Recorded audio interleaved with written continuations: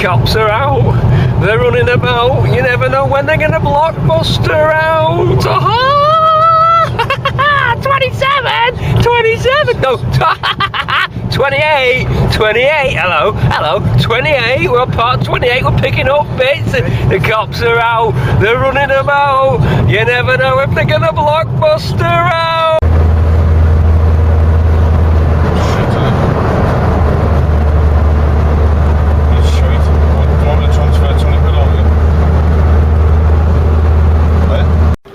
Picking up our zinc passivate because the camera wasn't rolling. They're nice, they're bright. We couldn't do this, but we could do all of this. So we'll load up, let's get these back to base from Brinks Way electroplaters. They come up with a very nice gold finish, so we've got everything that we need in here.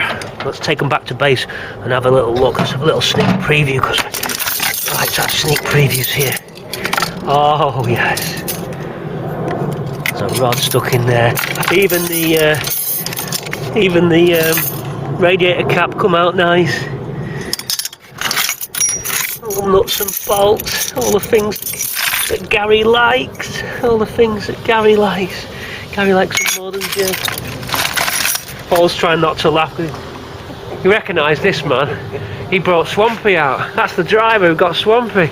He's back. He's back. Right, back to base with a zinc. Let's. Okay, so we're back in the warmth. It's a cold trip out there to Brinks Way galvanizers in Manchester, in Bredbury in Manchester there for Brinks Way. So we get those buckets back and welcome into part 28.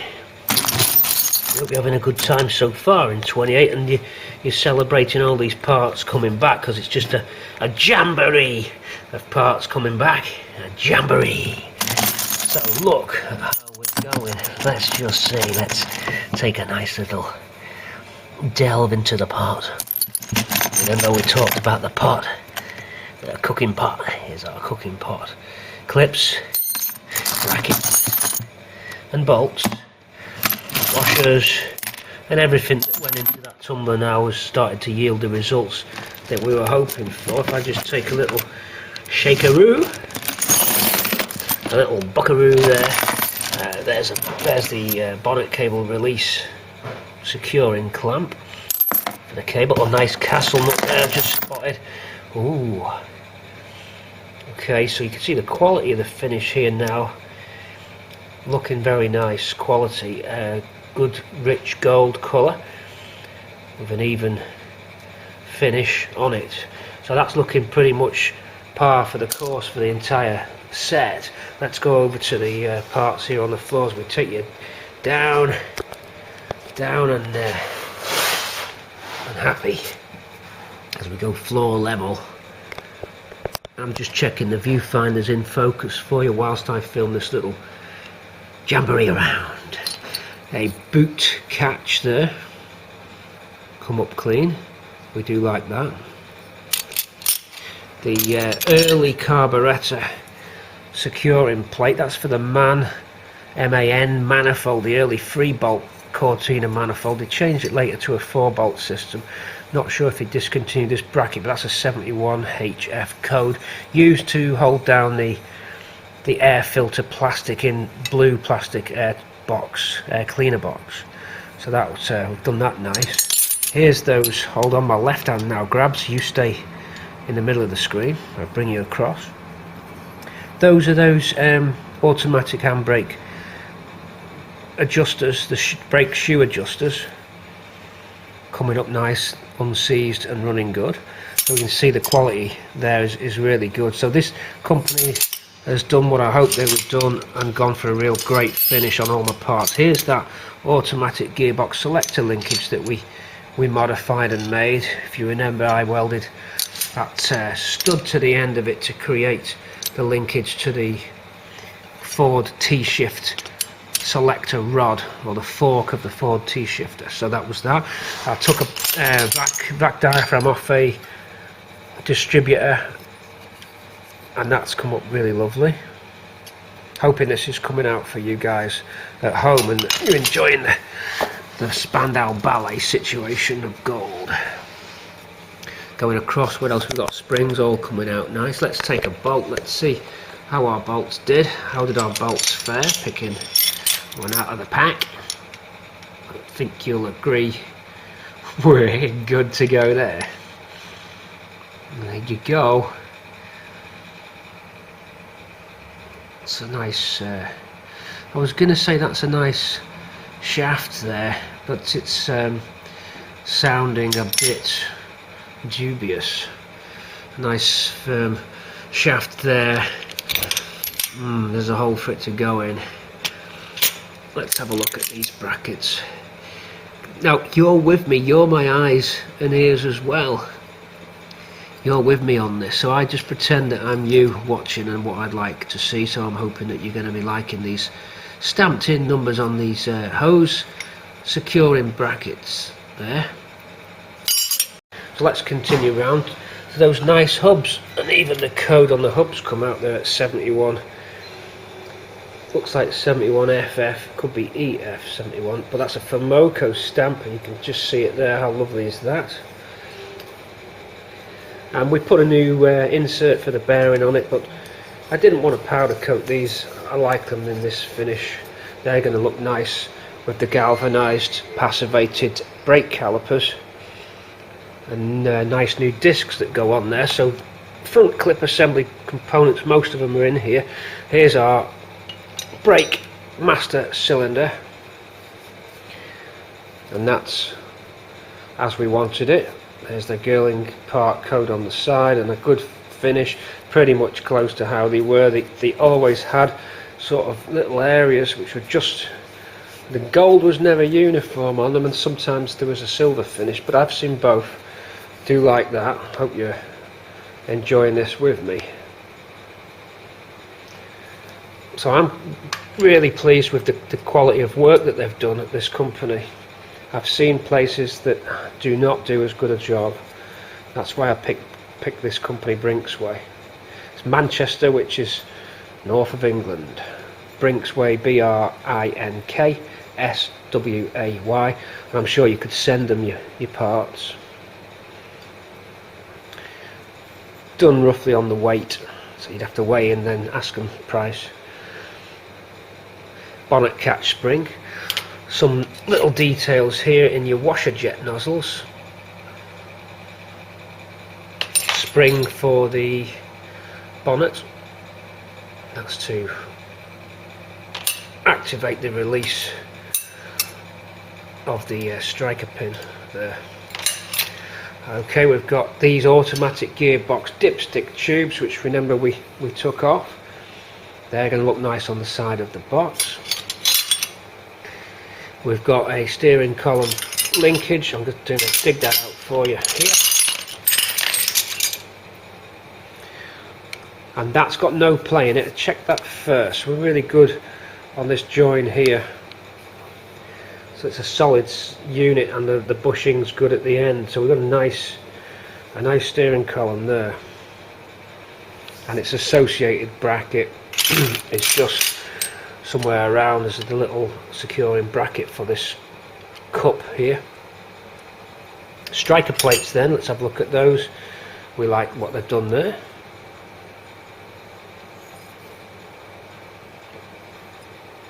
Just giving you a tour of what you can achieve if you really put the groundwork in and get everything clean. So there's that securing plate that goes over the top with a lock-in tab. Not sure where that is, but it is here. I've seen it. Locking tab on, stop the bolts coming undone. Don't want any nasty steering accidents. We've got a under bonnet lamp, re-galvanized. That was looking like a scrap unit actually, but it's come up all right. Be handy. Touring you around this side. Another column. Reason we've got two columns, I'll tell you why. I might be fitting powered steering. If I do, there's two different sizes of steering column linkage. So just in case, I got everything done, covering everything I could. It's a later steering column, Mark IV. or Mark 5, longer one. Okay, lovely. Oh yes, now it does make me happy to see these catches and just the quality and detail on these. Look at that. I'll keep that in frame for a while, because that's just like, you could put that on the mantelpiece, couldn't you, in a little display box. It's too nice to go on the car. Let's just see if it's affected the operation, which we don't expect it to do. So double click, our release catch is just down at the bottom here. We're going to pull that and that's going to spring back out. It would do if I didn't have that lock on. That's the lock. I need to unlock that and then activate this release mechanism here, and boom, very smooth, feels right, and boom. So we're good on all of those as well. Now I've got one missing. I've got to pick one more up, so there's more stuff to go back to Brinks. It's just, this is all I could grab my hands on. I'm short of some door catches. Why? Because they're on Ruby in the paint shop. They need all the striker plates and catches to line the doors up. So these are ones I've just managed to. I've not got hardly as many as I would have thought I would have, considering the spares that I've got. But it seems that a lot of these are taken. So I need to get a few more of them in, so that I've got an advanced set. I think I might have a set of 4 on these plates, but that's a different design. Let's have another continue round. We'll do one more little tour. Okay, hold on, here we go. One more little tour coming up.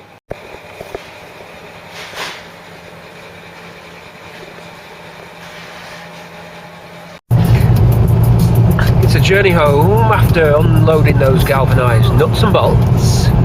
I ran out of time today for any evening work, but don't worry, this is just part of the video log, or part of 20, please tell me it's 28, I'm sure it is.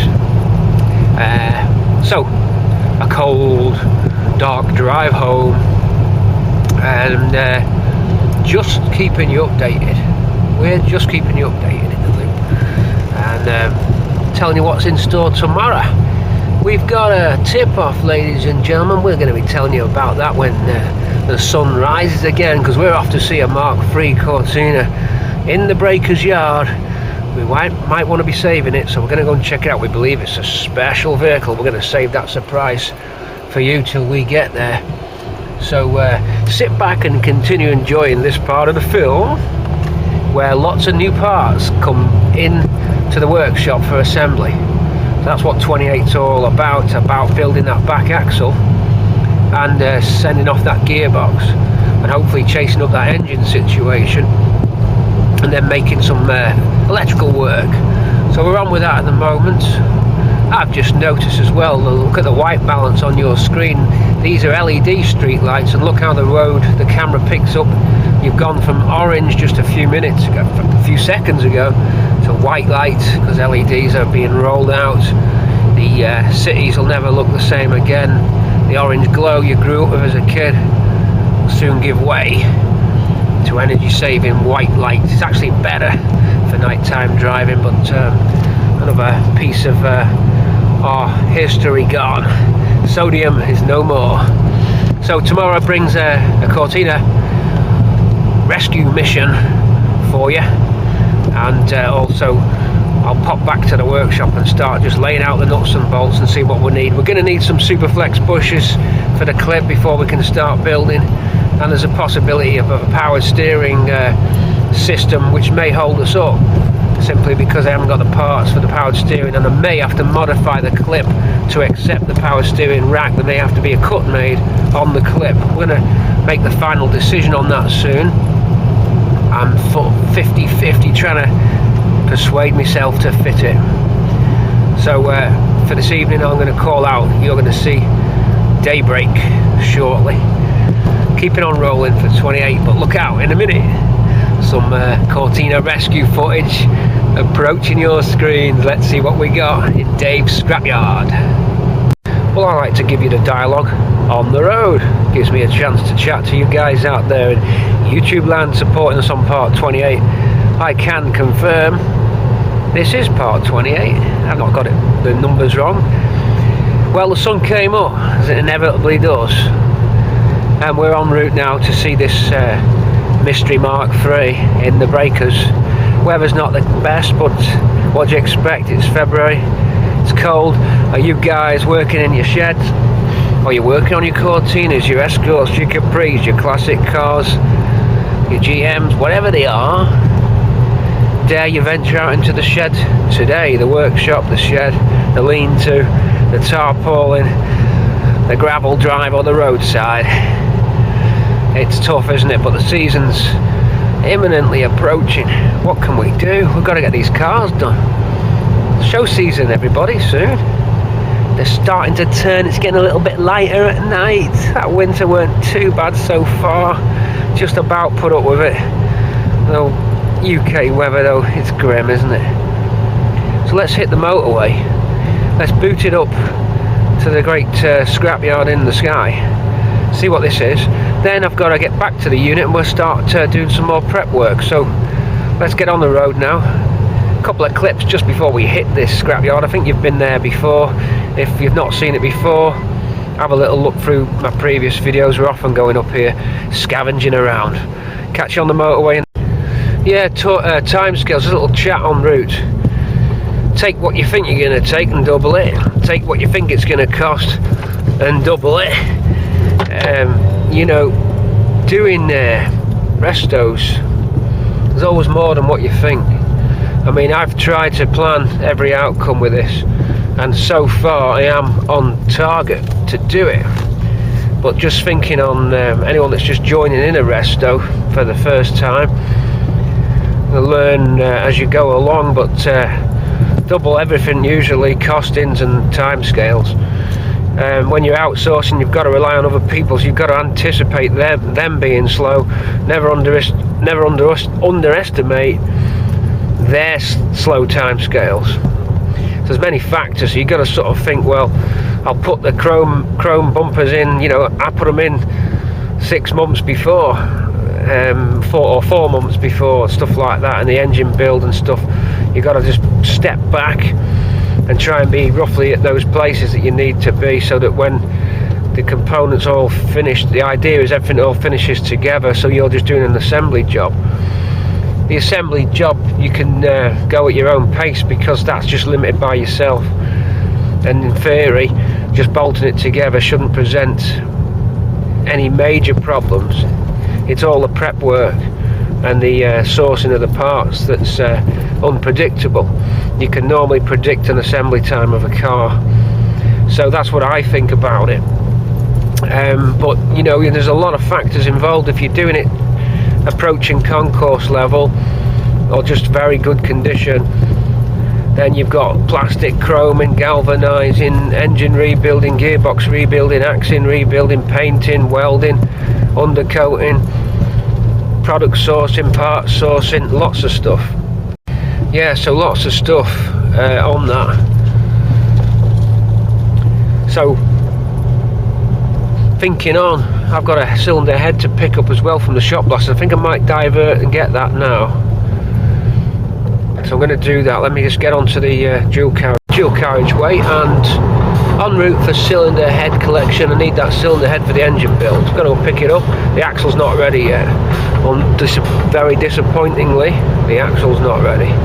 We'll get the cylinder head anyway, and we'll carry on en route to our Cortina scrapyard surprise. Strangers in the night. I'm on the motorway, and all the cars look the same. All your Euro boxes, 2 Focuses STs, they're two Focus and an ST, a Fiesta. Oh, they're good cars, don't get me wrong. I like the little ST clubs. Only like we were when we were young, them kids driving those STs. All the cars look the same, and it's always raining. Please, roll on the summer. Approaching now. Let's see what we got. Mk3 radars on, everybody. That back. that back end wiggle. Tow bar, 2-door, roof's mint. Now then, there's a roof for Bramble. Yeah. Cut in the right places, make all the right moves. 2-door, Mk3, facelift, an 06 disc, so not ridiculously off the road for long.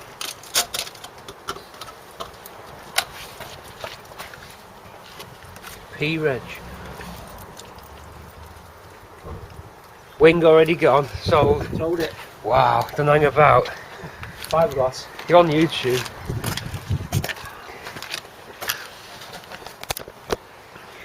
A fiberglass wing. That's why it wasn't wrong.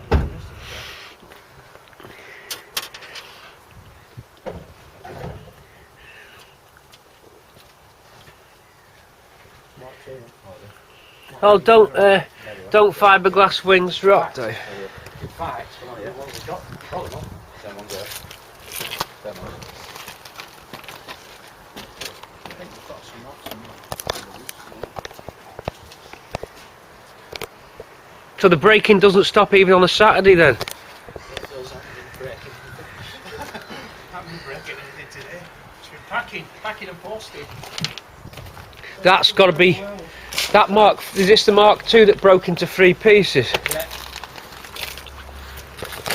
That's rotter than rotten McRot, isn't it? Yeah. But broke into 3 sections without any cutting required. Just broke. No cutting required. It just. Pulled it apart. Well, we didn't even need to pull the front end off it, it just fell off. Wow. You know, to restore it on the drive, that was a rotten Mark II. Those trucks there, sold them last night on Facebook going to California. Very good. Shame the car didn't live there. I mean, everything's just. Yeah. That just fell off. So the bulkhead separated away. Yeah. The front end just all the way down the A panel. Yeah. Wow. I mean, it's not often you actually see them break into 3 sections, and they normally sort of just hold them together by something to cleanly break off.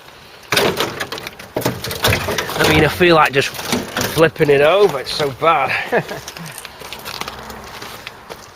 The Ross style's all right. Yeah. Glass in and painted. They'll go, won't they? Yeah. So the back end, car, which were better. yeah, 2 of the Ross styles, it's rotted. Holes rotted through them. yeah, they're quite thick metal. It takes a lot to do that. Yeah. So, what do you reckon it was, an L? Yes. 13L. Yeah. Yeah, it'd be 1300 base from this. So it's a 60, which is good. Yeah, cross flows in it. Okay, so this is getting El Chopper. Your visors will sell, won't they? That's the kind of thing I'm looking for, Dave. Oh yeah, there's one. What's, Then we found one. One just right there. We definitely got some of them, but we've got one. right, let's see the pièce de résistance. The pièce de résistance, monsieur. Right,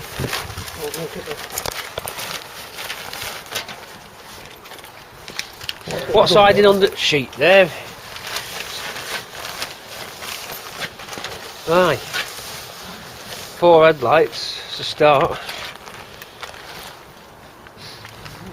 Keep going. Should I get this side? I'll show you best bit first. the best bit first. Right, try and sell it me. Yeah, I see. Oh, look at the Dented quarters, full of filler. Smashed rear lights. Yeah. Chucked around. New lower valance on it straight away. Straight away.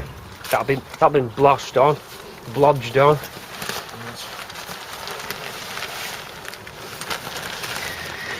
Someone's already cut the roof off it. Just don't want it. Yeah, this is the bad bit though. Along here. Ooh, nasty. I see. Look at them seats. Yeah. So far, we've got one redeeming feature, some tombstones. So, redeeming feature 1, lacquer sport wheel, big minus. Wrong coloured centre console, indicating it's probably been added later, which means it probably wasn't a GT, because that should be black. So we'll keep going, we'll keep going.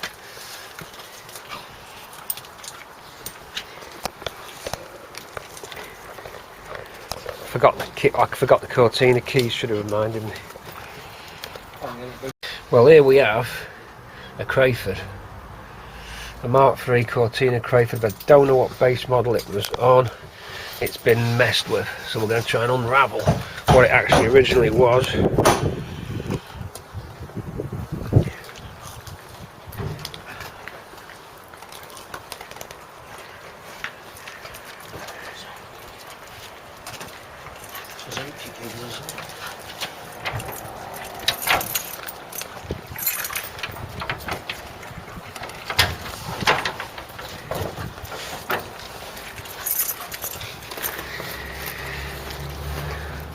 Let's have a look. Bit of the rest. Yeah, well, GT would have been 3 circles. Just see the quite kind of level of repairs that's been going on, so we can get a gauge of the man. People sold the steering wheel off because they're waiting for the money. Yeah. Probably what they've done. Oh Christ. Oh dear. Bit of an engine mount problem there, I think. Oh dear. That's interesting. I've seen these sometimes fitted, sometimes not. 71 H on a little sticker. They don't always have those.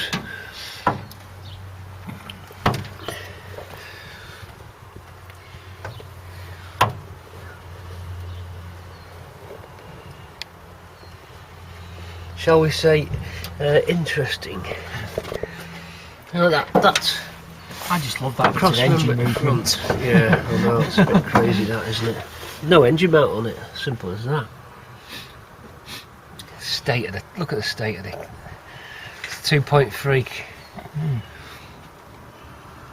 But look, it's got electronic choke on it. It's a later engine. It's actually a Grenade or something. There's that electric choke there.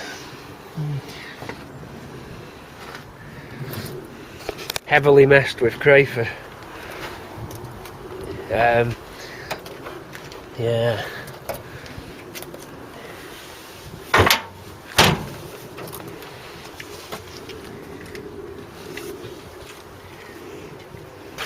Well, there we have it. I messed about with Crayford. What a block came and chopped his good bits out, did you? Put a floor on it.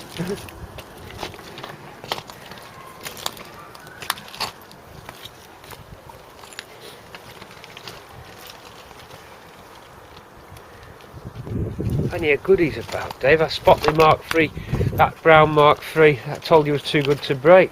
And there it is. I've got the back end off that. Told you that was good. I knew, Dave, that shouldn't have been broke.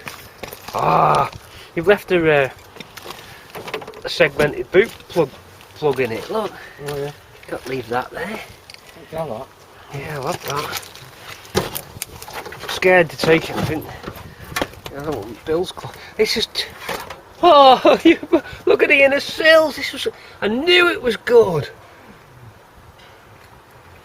I can sell you this. I know someone who wants one of them. Yeah. He's desperate for it. Right. Keith, he needs, and he might need that one. Oh, they're good.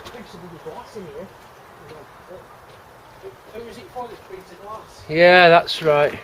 Oh man, this shouldn't have been broke.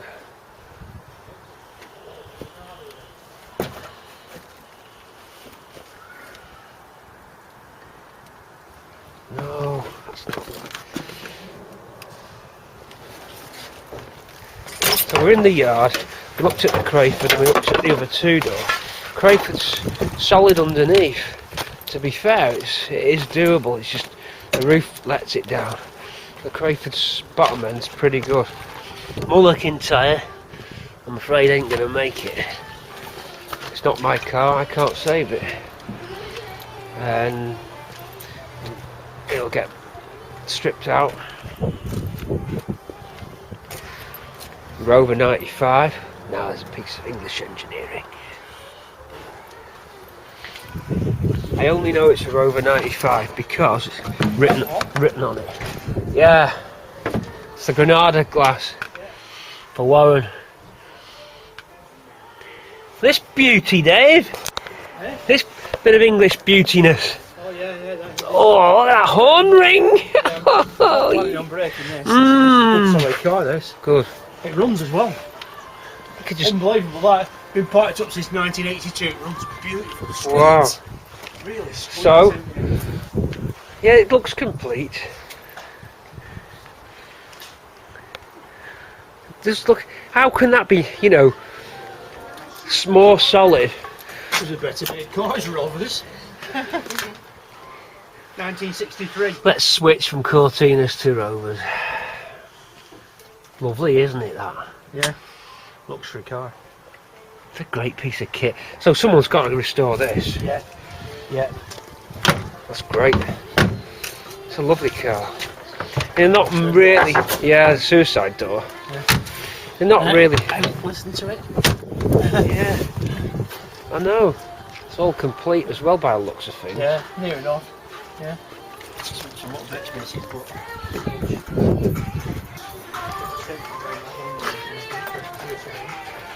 So, clean up and just re-advertise, or? Yeah, but selling the registration number off it. I see, right. That's why it's sat there. It's registered away from more than car. Okay, so we leave the scrapyard now, looking at that Crayford and the other two-door Crayford GT. Part 28, we're still on with it. We're a little bit all over the place at the moment for 28. I've sort of dropped in here, dropped in there, gone to look at a scrap car, and I'm going out on the road getting bits for you. So I'm not in the workshop just yet on this little section of the film. Let's hopefully in a few minutes on your screen we're going to be inside doing some jobs rather than just me chatting at the wheel all day. So en route to Coverdale Carpets to go and see them. Just finalised my choice of carpet. Reason I'm going to the place is because it's not far from me, otherwise I'd done it over the phone, but I thought I'll just nip in and see the guys and actually just see how the carpet looks. They've got one in there for Mark III that they've made. They've got a jig to make Mark III carpets at Coverdale, so I'm going to just go and see the quality of the work. It looks good so far and they've been very good over the phone, so we're going to go in and check it out downtown. I'll take you with me as well. So you saw the galvanized nuts and bolts there just flashing up on your screen. I've got some a bell housing and a tail cone to paint, so we'll throw some paint on later on. Also, I've got to organise Polyflex bushes. I think they're called Polyflex, Superflex, something flex. Are slightly cheaper than the real deal ones. So I've got to investigate that situation because massive difference in price between these two bushes. Flowflex, I think it is. Got to investigate the Flowflex situation. We need front shock absorbers and we need springs. We've got to finalise this spring anomaly that happened with Swampy, where we've got springs sent that were 1 inch lower but were 2 inch lower. Something to do with Mark III, 4 and 5 differences, I believe, on the subframe. I need to evaluate that situation. I don't want it sat too low. Swampy just needs to go up 1/2 inch really, so I want to fix that before the season as well on Swampy. I've also got Swampy's unleaded head to fit because he ran on a leaded head for 22,000 miles. That's how long it lasted before I got some valve erosion on cylinder 1 just giving me some power down. Compression test reveals we've got a valve erosion, so we need to do that. Also need to get the head for Ruby done. We need to chase Warren up for the engine. We need to pick the axle up from shot blasting and get the paint on the axle and build the axle and the drum brakes up. We need to go and see how the wheels are progressing at Rhino, repainting those lovely Ross styles. They're looking good. The first one they've done, the sample one, I'll give it 10 out of 10. It's absolutely mint. I was impressed. I was just thinking, well, it'll just be painted wheels, but the detailing on it, what they've done, is incredible. So I'm pleased about that, because they were new old stock Ross styles.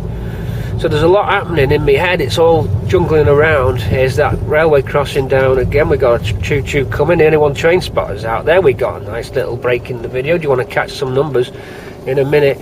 Now we could have a pacer train coming up now, which is usually finished in the yellow and black livery. Pacer's introduced in '84. No, it's not a pacer. it is the 50 series, I think. They're all 5.2, so I'm going to think that's a class 52 DMU, diesel multiple unit, I think. Can you correct me on that train job? I'm going to pan for the you train spotters out there. What we got here? Oh, no, man, it's a class 154. I think that one shouldn't be on that track. It was allocated depot duties. Yeah, okay, let's move on from train spotting. I do like train spotting, by the way. Something about numbers and the way collectible people's brains work. So let's get to the carpet plate. Oh, and we've also got to go to the post office and send off some other parts. We're going to hear about the chrome bumper situation as well. So it is outsourcing for part 28, outsourcing video. And we promised you a little tech clip in 27 that didn't happen, an electronics tech clip that's going to be going into 28. So you're really at the beginnings of 28 here. An hour and 10 minutes footage film probably. I've got another 15 minutes to get to the workshop, so we'll see you in a sec.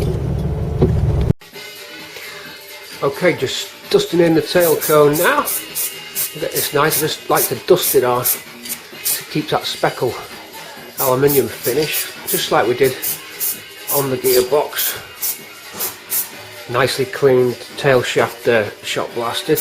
Just, as I say, dusting in. It's almost an exact match to the bare aluminium, so you can just, even if you missed a patch, doesn't show up, actually looks a bit more authentic if it isn't a uniform finish. You want to just sort of slightly patch it just a little bit, try and emulate the aluminium.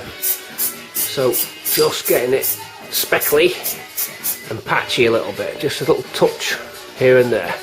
Continuing on with that now. Let's make this look nice. Alright, groove, let's go.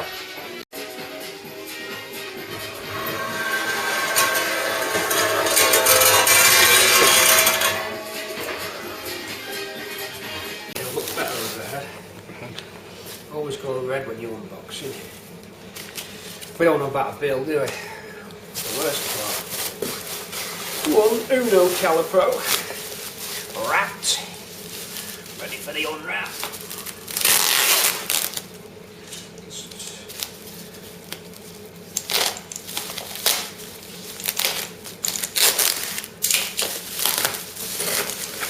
Let's see what we've got down south. That looks the part. This is what makes all the difference. I mean, don't skimp on your calipers. They're going to stop the car. So that's it. Rebuilt and ready. On the go. Big red, and we're ready to go. Will do. On the road for Mar trim to pick up the vinyl for the seats and just pick some piping for the seats. We've got all the colour matches sorted out, so we know what we're doing. I went into Bramble and just folded the rear armrest down and took a sample of vinyl from that. They're getting retrimmed anyway on Bramble, so I got a piece just off the bottom of the armrest which was unfaded ruby vinyl, part of the two-tone scheme. Reason I did that, door cards, dashboard is a darker reddy brown, and then the seats are in that two-tone colour, the lighter shade. So I just wanted to make sure that I could get a vinyl the closest to it. So we'll go and see Martrim now. An essential stop to get some Argo shield. We went through it. Just need to top up the gas. It probably lasts me now for a while. No much more welding planned for a while. So just going in a Gas UK there now. Pick up our Argo shield. Load it up in the back of the car. Continuing now on to Martrim. Let's get back on the road. M6 next.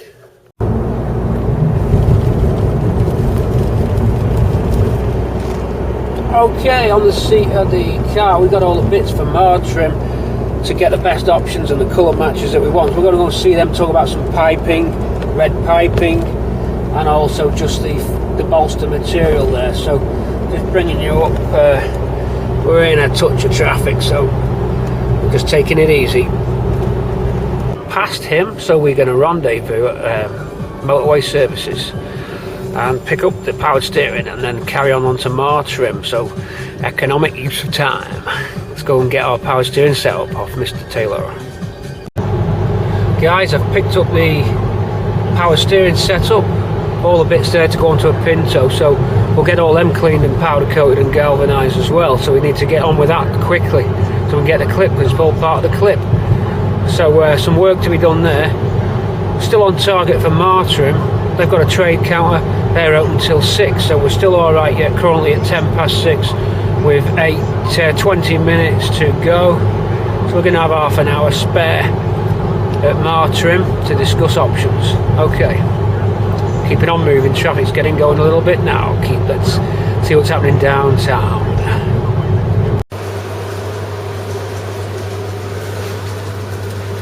A choice of piping now. And we're at Martrim. So we're just checking out our piping and our vinyls.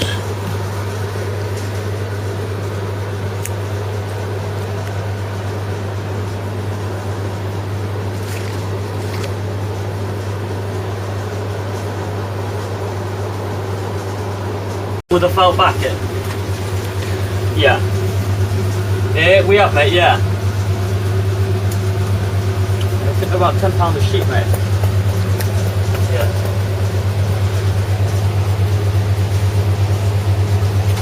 £5, yeah.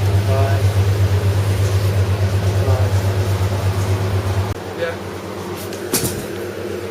Off the roll for 6 metres.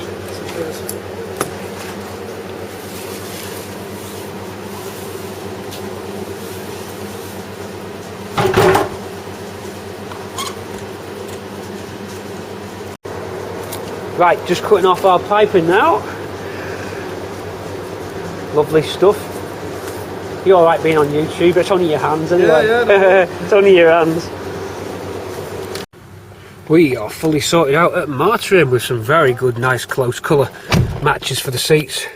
We've been lucky, we found some stuff on the shelves that does a good ruby match. So piping and main bolster material is done. So we now leave Martrim, thank the boys there. Let's get on the road and get home. Martrim done, and our piping and main bolster material has been sourced, paid for and all done.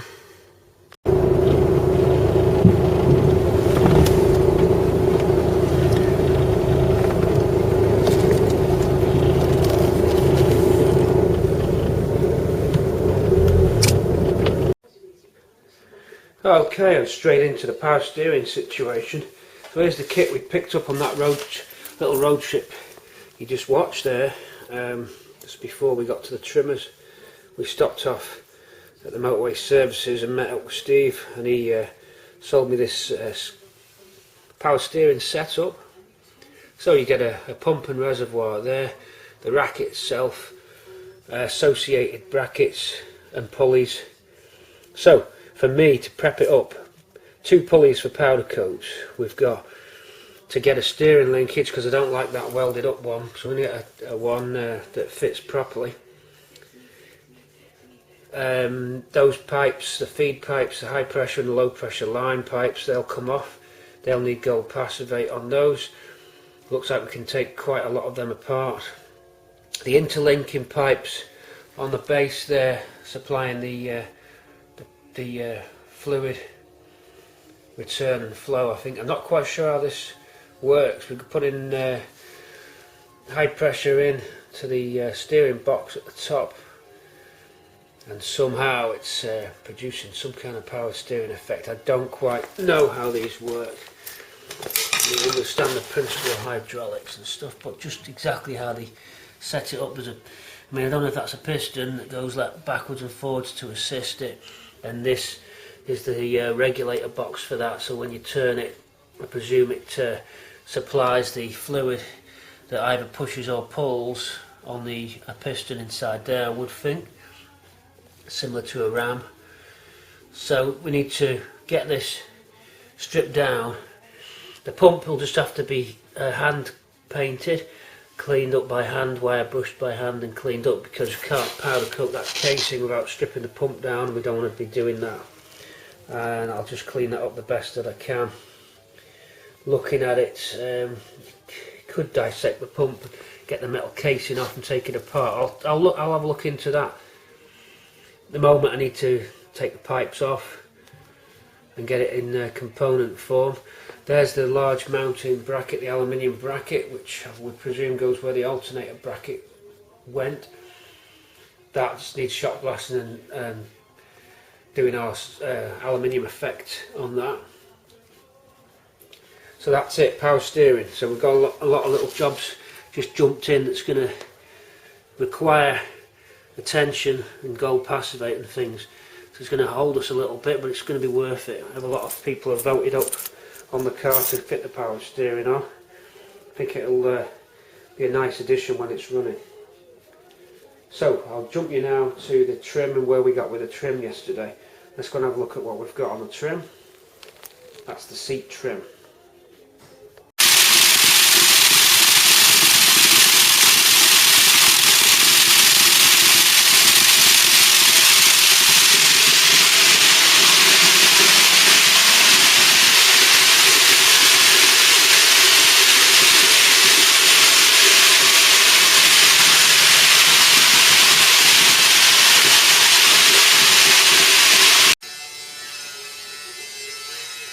Okay, so just parts tumblers helped us out.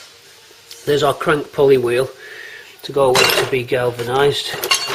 Now, strictly speaking, they were just finished in pure steel. We're just going to do that in a zinc galv. Pulley wheels for powder coat, pulley wheel for powder coat. There's those power steering tube lines done. So they just went in the parts cleaner. We'll put new seals on the end of those, by the way. There's the banjo end as well. Into the cleaner it went. And that tube there, there's our main bracket. Shot blasted and silvered. Fuel sender header unit for gold passive. Banjo bolt in the bottom of here and a few other clips. So we're just building up another batch there. Power steering pump itself's okay. We satin black that one. It's not rusty. So we can just give that the coating of paint that it needs. Other than that, that's done. The steering joint, we'll be throwing that one away. I don't like that. I'll get another one. Over here, just so you know, if you want to dry out your stones, put a towel in there and it'll dry the stones out for you. So just get a bathroom towel, rip it up, chuck it in, and it cleans and drains off your old fluid that you might have put in when you're degreasing. Use ear defenders if you are running it with the lid off. This will damage your ears. It's very loud. So, and you might think it's not loud, but when you get home at night you'll hear ringing sounds in your ears. I notice it even with just taking the ear defenders off for a few seconds. My ears are quite sensitive. They're still good. I've not damaged my hearing over the years. I've always used the ear defenders. Where are they? Over there. There's always a few pairs hanging around. That's one thing I didn't want to do. Even when angle grinding and stuff, don't try and be anything else other than covered up with your ears. Talked about that, didn't we? Our tail housing's done. We like that very much. I like the finish that we've got, and it's like a rough alley finish. It's not like this is what you don't want. This rubbish. Look, oh my God, silver. You want this Cortina City Special finish. It feels rough, but with it being over lacquered, it'll wipe down. Talked about that, didn't I, anyway? So a little stop gap in 28. There's the rack over here. Now we're just mocking it up on the facelift clip. It's very similar to my clip, this one. It's going to need a rubber mounting, that didn't come with it. And you've got to alter a little bit of your clip here because the box itself hits it. There's not enough clearance. So we've got to slice a piece off on the powder coating clip. Let's have a look how that would work. What implications it's got on my setup. Let's have a see now. Let's grab this and spin ourselves round. Over here we come. So let's position ourselves. Yeah, it's that corner. It's going to have to come up. Oh no, sorry, we're in this side. I'm going to spin round. That's the whole point of this, wasn't it? Just to spin round and work on where we want to work. That corner there. No, here we are. This corner. So let's have a look what's underneath that. Slightly different design than the facelift. It's got a little dimple in it. This hasn't.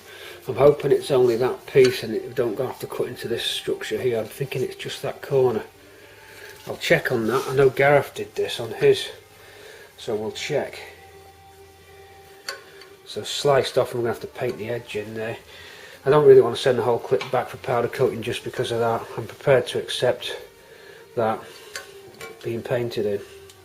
I'll keep my eye on it in the future as well. So I'm waiting for Flowflex bushes before I can start this. We're held up with Flowflex bushes. We'll also be held up with the steering rack. So we've got to switch on to something else. Let me take you now and show you the material I picked at Martindale's trim, not Martindale's, Martrim. It's Coverdale for the carpets, Martrim for the vinyl. Over we go now and have a look at that. Okay, so there's some parts into the tumbler there. As I said, ear defenders on for that tumbler for you.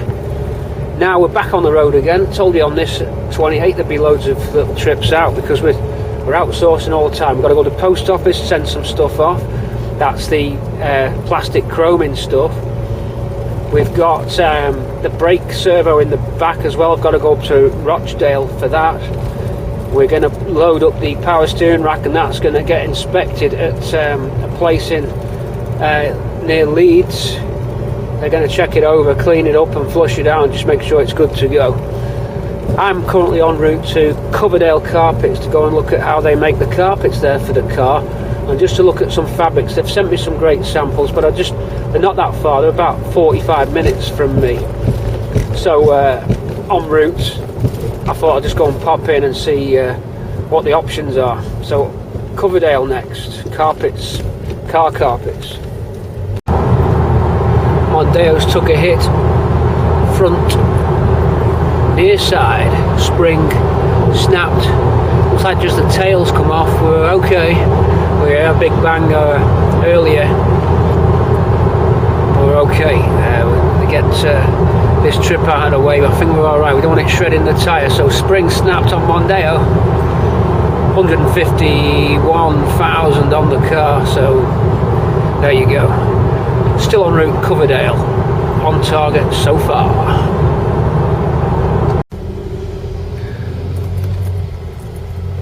Coming up on Coverdale now. Here we are. Coverdale Carpets. We're in. Right, so is it a manual floor change?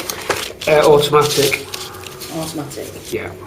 Floor or column? And that's a sort of nice complementary edge, isn't it, here? Yeah. So that the colour's slightly different, but that's actually close to my two-tone, I think. Yeah, it is, look. So you got a snapshot there. So that's pretty good.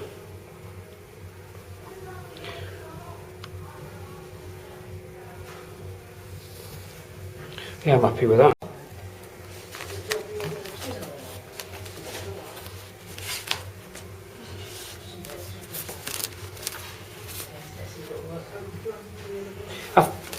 No, it's not that. I think it is ABS, not injection mould. It's hard to tell, but I'll just try the paints on it, you know.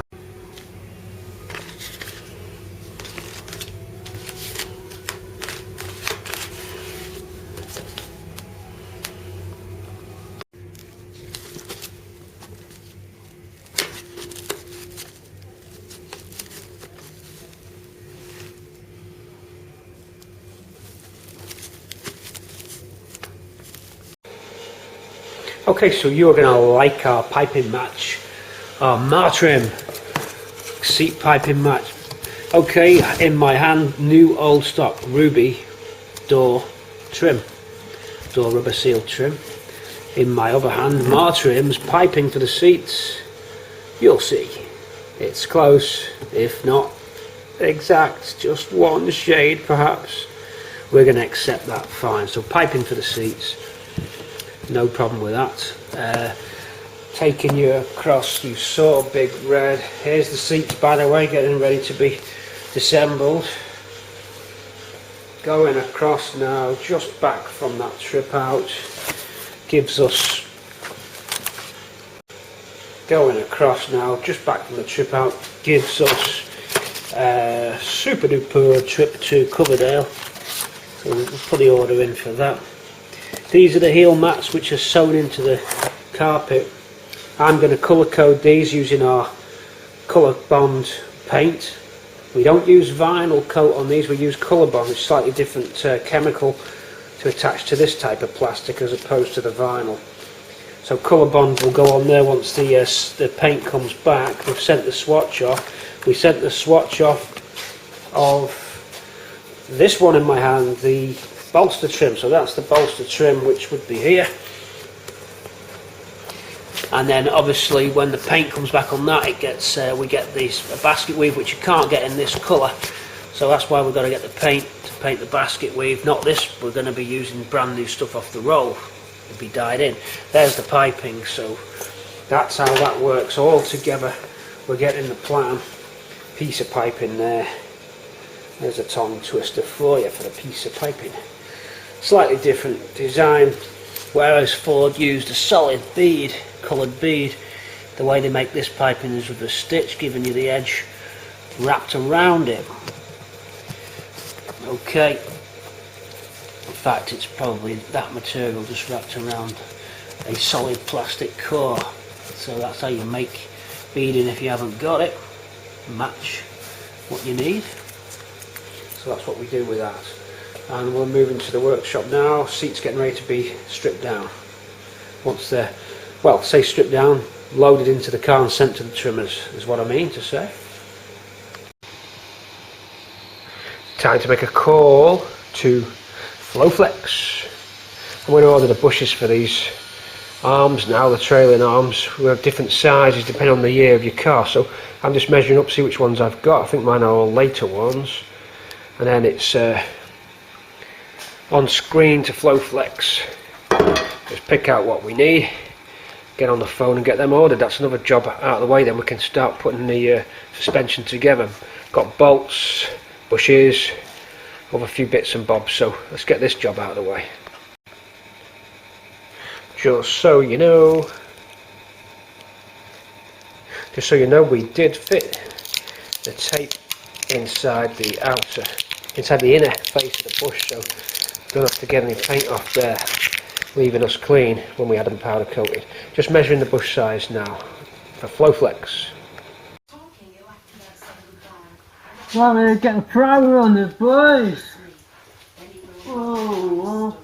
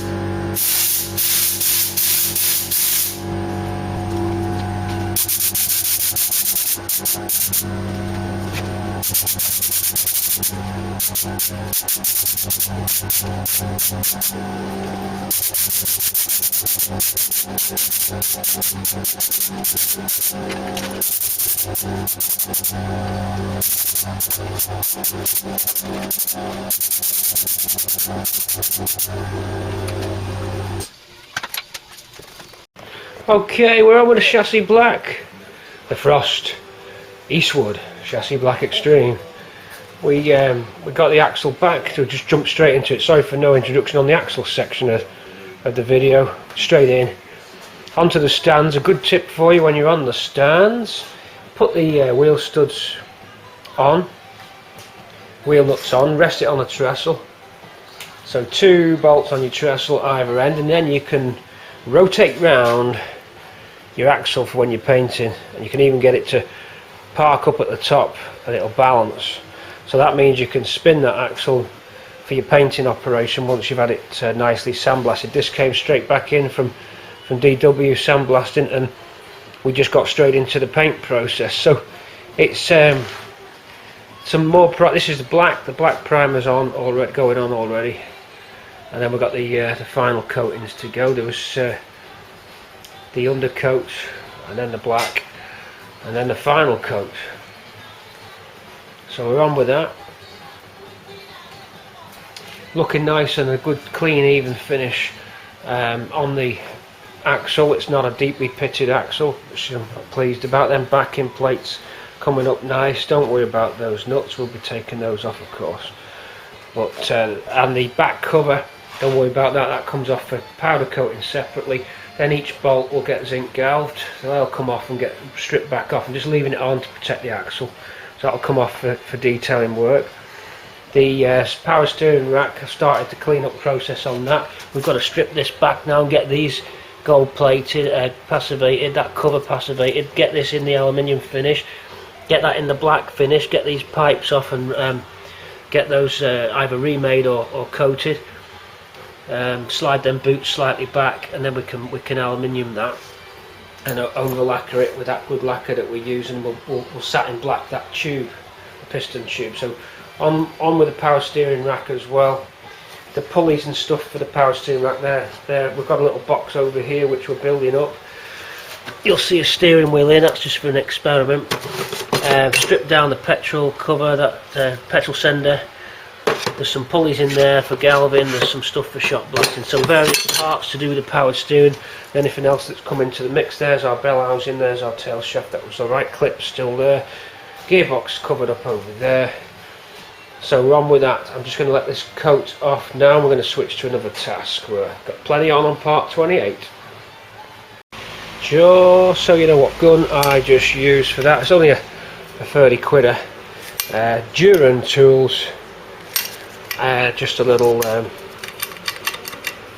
suction pot gun. I don't know the exact name, technical name for a gun like this.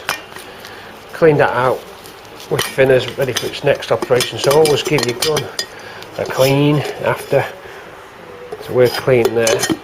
I use thinners just to blow the gun through after we put the paint in, otherwise your gun's going to clog up.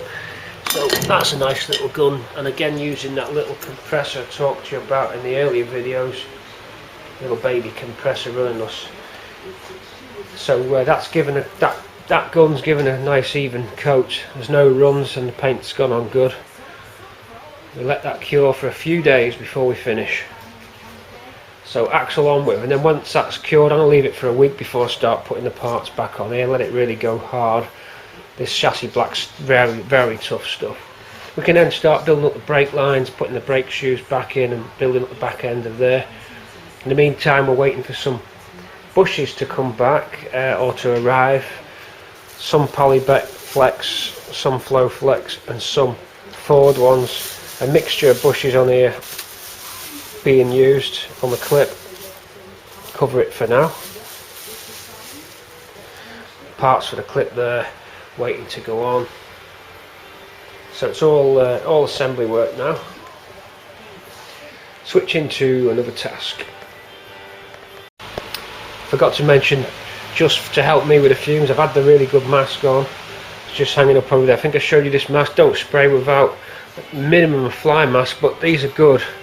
These side cartridge filter 3Ms. Real nice mask for when you're doing your painting, especially if you're in a closed area like me. You need to get some ventilation. I have got fresh air too outside coming through and some slits in the wall over at the back, so fresh air does come in here. That's very important. And then because I'm unsure of this paint, I've got a fan going and blasting it out at the door there. Alright, so that just gets a bit of ventilation going through the workshop. But take the mask off just when you think the air's cleared. I can smell paint, of course, now, freshly smelled paint, but it's not actually acrid in here. So keep your airflow going if you're doing paint. Don't do it in an enclosed area without a mask, and when you do go back in, make sure it's cleared before the mask comes off. Get yourself a fan and try and get some airflow through. I've also got this little electric oil heater running all the time. I've left it on. I know it's going to clock up the electric bill, but just while the painting process is undergoing, it means that the metal's up to room temperature. The room temperature here is 21, so, and this has been sat in here for a day, so every part that I'm getting is coming in at room temp. Humidity is low, so it's dry and it's warm in here. It just helps with the painting process when you get them conditions, I think, anyway.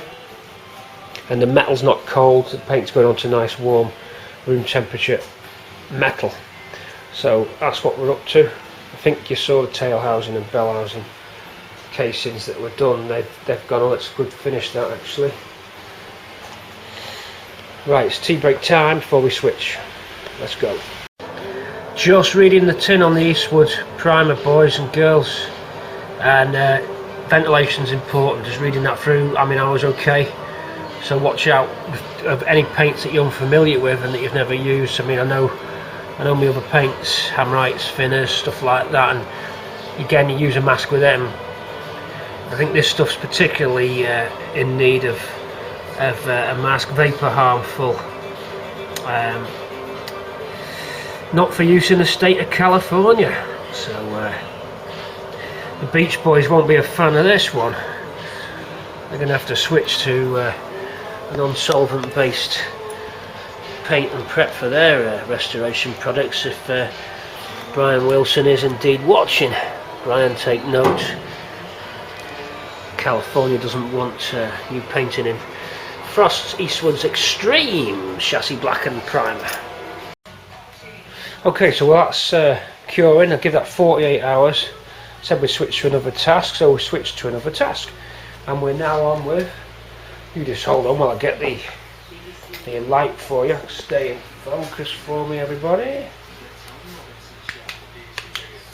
Okay, light on.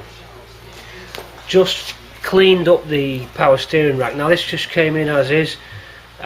We were heard it was in good condition, told it was in good condition, and it is in good condition. Might have had a refurb at some point in its life because everything looks very clean and unworn. So it came in very mucky though and covered in paint. I don't know if this episode 28 shows this coming in the boot of the car, but you saw that low quality footage when I was out on the road to Martram just early on in the video. Sorry about that poor quality, but that's because I was on the, simply because I forgot my camera that day, and I had it in the glove box, the old Sanyo one, which isn't as good. It's certainly in low level light, as I explained. So we're back on. So just no need to comment saying in the back section of the video low quality. We know, thanks anyway. So back on the Panasonic's DX10. Looking at the power steering setup now. So I want to make sure that it's clean, there's no contaminants in there. Let's take you in. So you can see inside the power steering setup. There you go, right in there. Quite simple how it works, really clever how it works and simple. I'll talk you through that in a sec, of what I'm guessing is how it works anyway. I may be wrong, but I'm sure it is exactly what I'm going to explain. Got a piston here at this end, which I would say is closed from the rest of the system. So that's a hydraulic ram the steering rod's going to be going through. It's probably going to have 2 seals on either end, and then pressure into one pipe, and then it relieves the pressure out on the other side, and then the opposite happens, pressure in this side and relieves out on that side.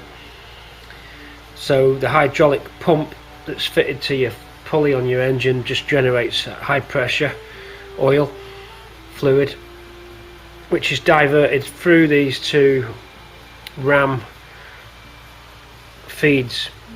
So if your piston's in the middle here, then you can push on that side of it, or you can push on that side of it, and that gives you help with the steering. In fact, it's probably hardwired to the steering shaft. The steering shaft itself comes through and has got a worm drive on it, which picks up from the input from your steering wheel. So steering wheel's fitted at this end, simply running through some bearings onto the worm drive into the rack and pinion, and that gives you your steering. So you don't need obviously it to be running hydraulically, because if it failed you don't want to lose your steering. So the hard connected, so normal hard steering, I'm sure you know this, normal hard steering, and then by using this system here, which we'll now show you, that'll switch the ram on and assist the steering. So this comes out nicely. We check the end of this worm drive for any bad grease or stale grease. It could do with just a wash down in some solution, probably just gunk, engine cleaner, degrease, and take that off and repack that out with the appropriate grease. I'll Google up what grease is good for steering racks. I think there's an inspection cover there, that's got a little pressure spring in it, could be a pressure relief system, I'm not sure, that's about to come out. We'll have a look what's inside here in a sec. I've no idea, we'll pop that out in a sec. But to divert the fluid, it just uses this system here where pressure can enter, and as you rotate it, it just diverts the jet of pressure into different orifices within this top casing. Top casing is what connects to the ram, so them 2 pipe points there are going to the ram. As you turn that steering wheel, those little holes point the fluid in different areas inside here. All it does, turn left, puts fluid into that side, turn right, puts the fluid into that side. That's all it does. So 2 systems separate. You got this valve control, and then you got the worm drive, which is just a completely normal setup, and then halfway down they add the ram onto it to give you the assistance. I wasn't initially going to take it apart, but because it was blasted, even though I'd covered all the holes, I didn't feel easy leaving it just in case anything had got in. So we're going to take the boots off as well and just check everything's clear there and clean. So just pretty easy to strip down, just 2 13 mils, some Torx bolts there, just them ones, a couple of seals, everything seems to come out nice. And now that we've got this off, it's able to be further cleaned and then painted. We'll take that end seal out there, just the circlip pliers for that. That'll give us a nice body to do our aluminium finish on.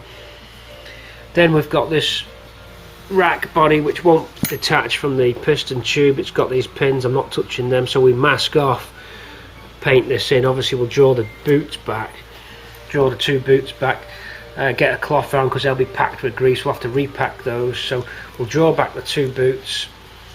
The trackward ends are just black, they're easy to paint later.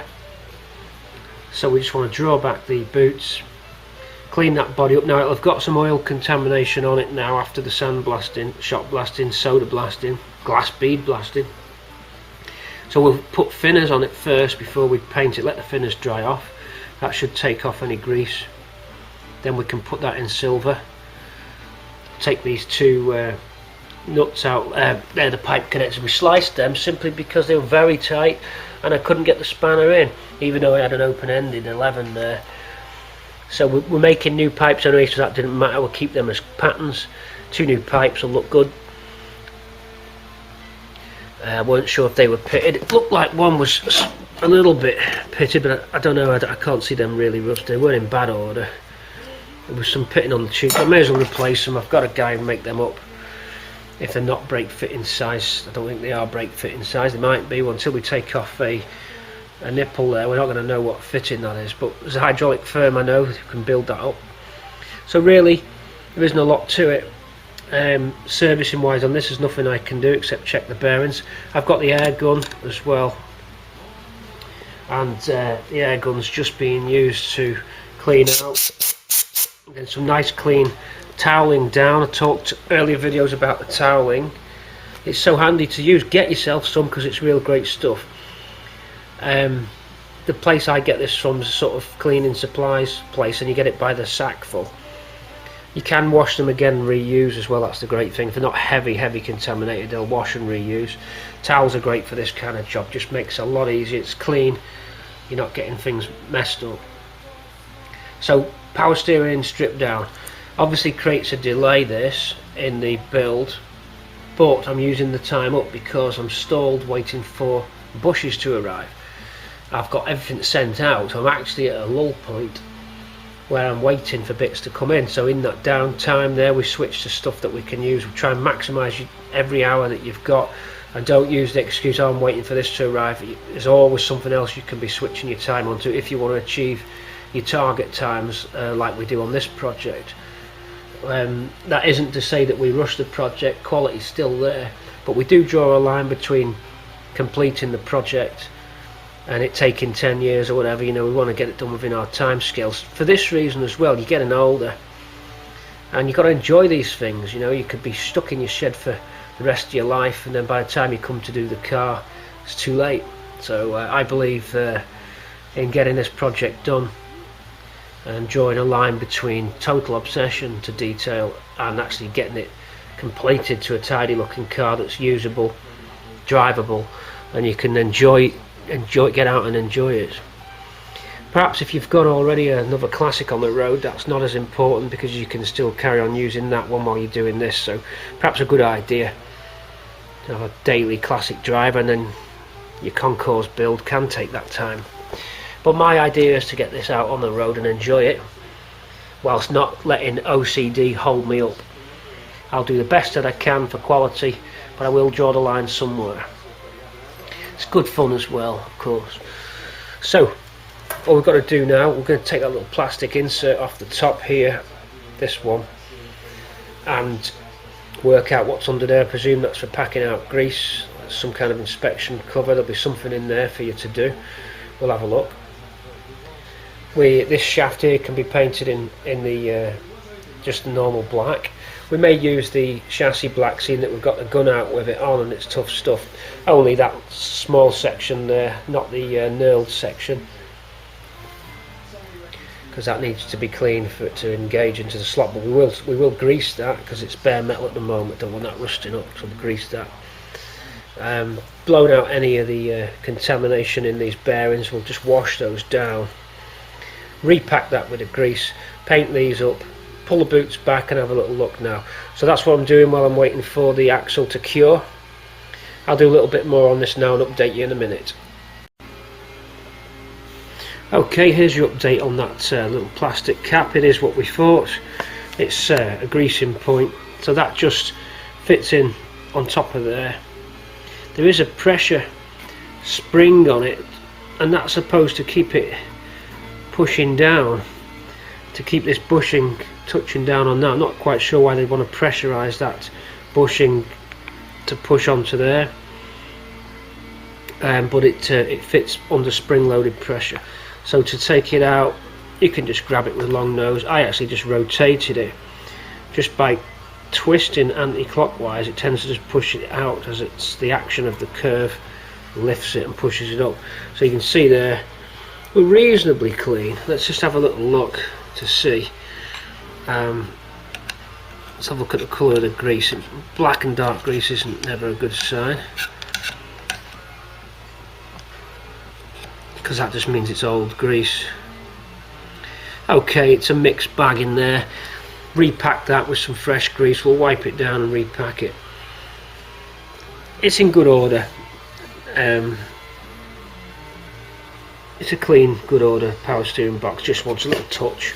May as well while I've got it apart. It wouldn't have needed it, I'm sure it would have given miles of trouble-free work, but while you're there, it's nice to know how it fits together. It saves money sending it to a specialist. If you don't need to really do anything inside the ram, I'd send it away if I wanted to get inside here. But for the general stuff, we can take these boots back now and clean and repack those with the grease. I just need to check if it's lithium grease or just normal grease or high temp grease. I'm going to say it's probably lithium grease, but we'll have a see. We'll have a research now. It's onto the internet now to find out just how to repack this with the grease. And don't forget, we'll be painting this in silver. So continuing on, power steering investigation and cleanup, part 28. Okay, I would say that the spring is designed to keep the face of the rack onto the worm drive, because that's the top of the rack there. So by having that pressure, that pushing down, it keeps it meshed nicely with the worm drive. So that's what that must be for. Okay, with that boot slid back, we can see that the rack's had some work on it, that this has been replaced or taken off. This is the ball joints that just lets the trackward end move through its degrees of motion, and it's a nice feel to this. It's very tight, good ball and socket feel inside there. So that's probably a new one that's been fitted. So you can see that you can grip this, remove this off and slide the rack out if you had to. So it gives me a chance to wipe down and have a look round. You can see that the rebuild guys have done their black paint on it, so they've had that apart. This was all done in black. That's how they're normally done, but we're going to do it in silver. But that's when they're rebuilt, they normally paint them black. Not 100% sure if they come black from the factory. I wouldn't have thought so, but definitely when they're reconned, because the paint doesn't adhere very well, as you can see, it just scratches off. Look, I'm not even trying there. So that finish wouldn't last 5 minutes under the car before little stone chips and things will start pulling that away. So satin black onto the aluminium, whilst is all right if it's not a restoration and you're just putting the new rack on your car, that's fine. But for me, I'll take that back. With that being under the boot, I'll leave it actually, because I want to go to that line there with our silver. So we can now just look at the teeth face of the rack and pinion, and everything looks alright. There's no chunks of metal in here. It's been rebuilt, apparently no problem with that. So boot off at the other end, and the same for a clean up. Some WD-40 to degrease ourselves, and then general purpose grease seems to be the order of the day, so we'll pack that out nicely when we put it all back together. So just for now, I'm going to clean up, get the thinners on this body. I'm careful that the thinners doesn't hit our rubber seals here. We'll pop them out. So pretty easy, nothing really to it. Less complicated than what I was expecting, and very easy to work on. So no big complications with a power steering rack of this type. Now, if anyone's asking what type I've got here, I actually don't know, but I've got some codes just coming up there. There's a 7 on it, 73 stamp or 75 stamp on there. It could be the year 75, it's possible. These were fitted on Mark 5s for sure, although Mark 5 is obviously not 1975, and we've got something else here actually, some other codes. That could be a date ring stamp, casting stamp date ring, not sure. It's Ford, but we just don't know what year it was made or what it's off. It fits the clip, but you've got to put a hole to take this recess in. It bolts directly without a rubber mounting bush, although at this end it does have a rubber shoe and bush, but this has to be drilled into the clip so that it can locate itself, and that obviously stops movement, lateral movement. So we'll be doing that, modifying the clip to take that. You can see some contaminant here, look, from the shot blasting process, just crept under the edge of the boot, so that's a good reason for us to be pulling it apart. So it wasn't clean, it had got in as suspected. That's not a big deal because everything's wipeable down here. We're going to wash that through.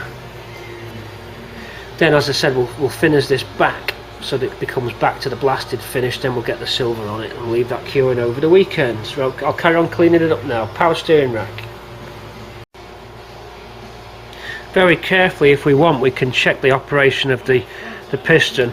Whilst I'm sure it's all right, we've got to be really careful. I've got the air gun here, and I'm just going to very carefully, you can listen to this, just that much, and not make a tight seal. But I'm going to apply the air pressure to the ram, just going to touch it on there, but not direct. We don't want to blow the seals out of the piston, because we don't know the pressure that it's rated for. So just carefully doing that should take the rack across to the left, and away it goes. So that's a nice smooth operation. And then likewise coming back on this side of the piston, it'll take it back the opposite way. So applying the air now, and out this will go. See, it's just powered up the compressor. It's just trying to kick back on the pallets. I'm on a pallet, so it's just trying to move it. Do that now. We can just test that the seals aren't blown.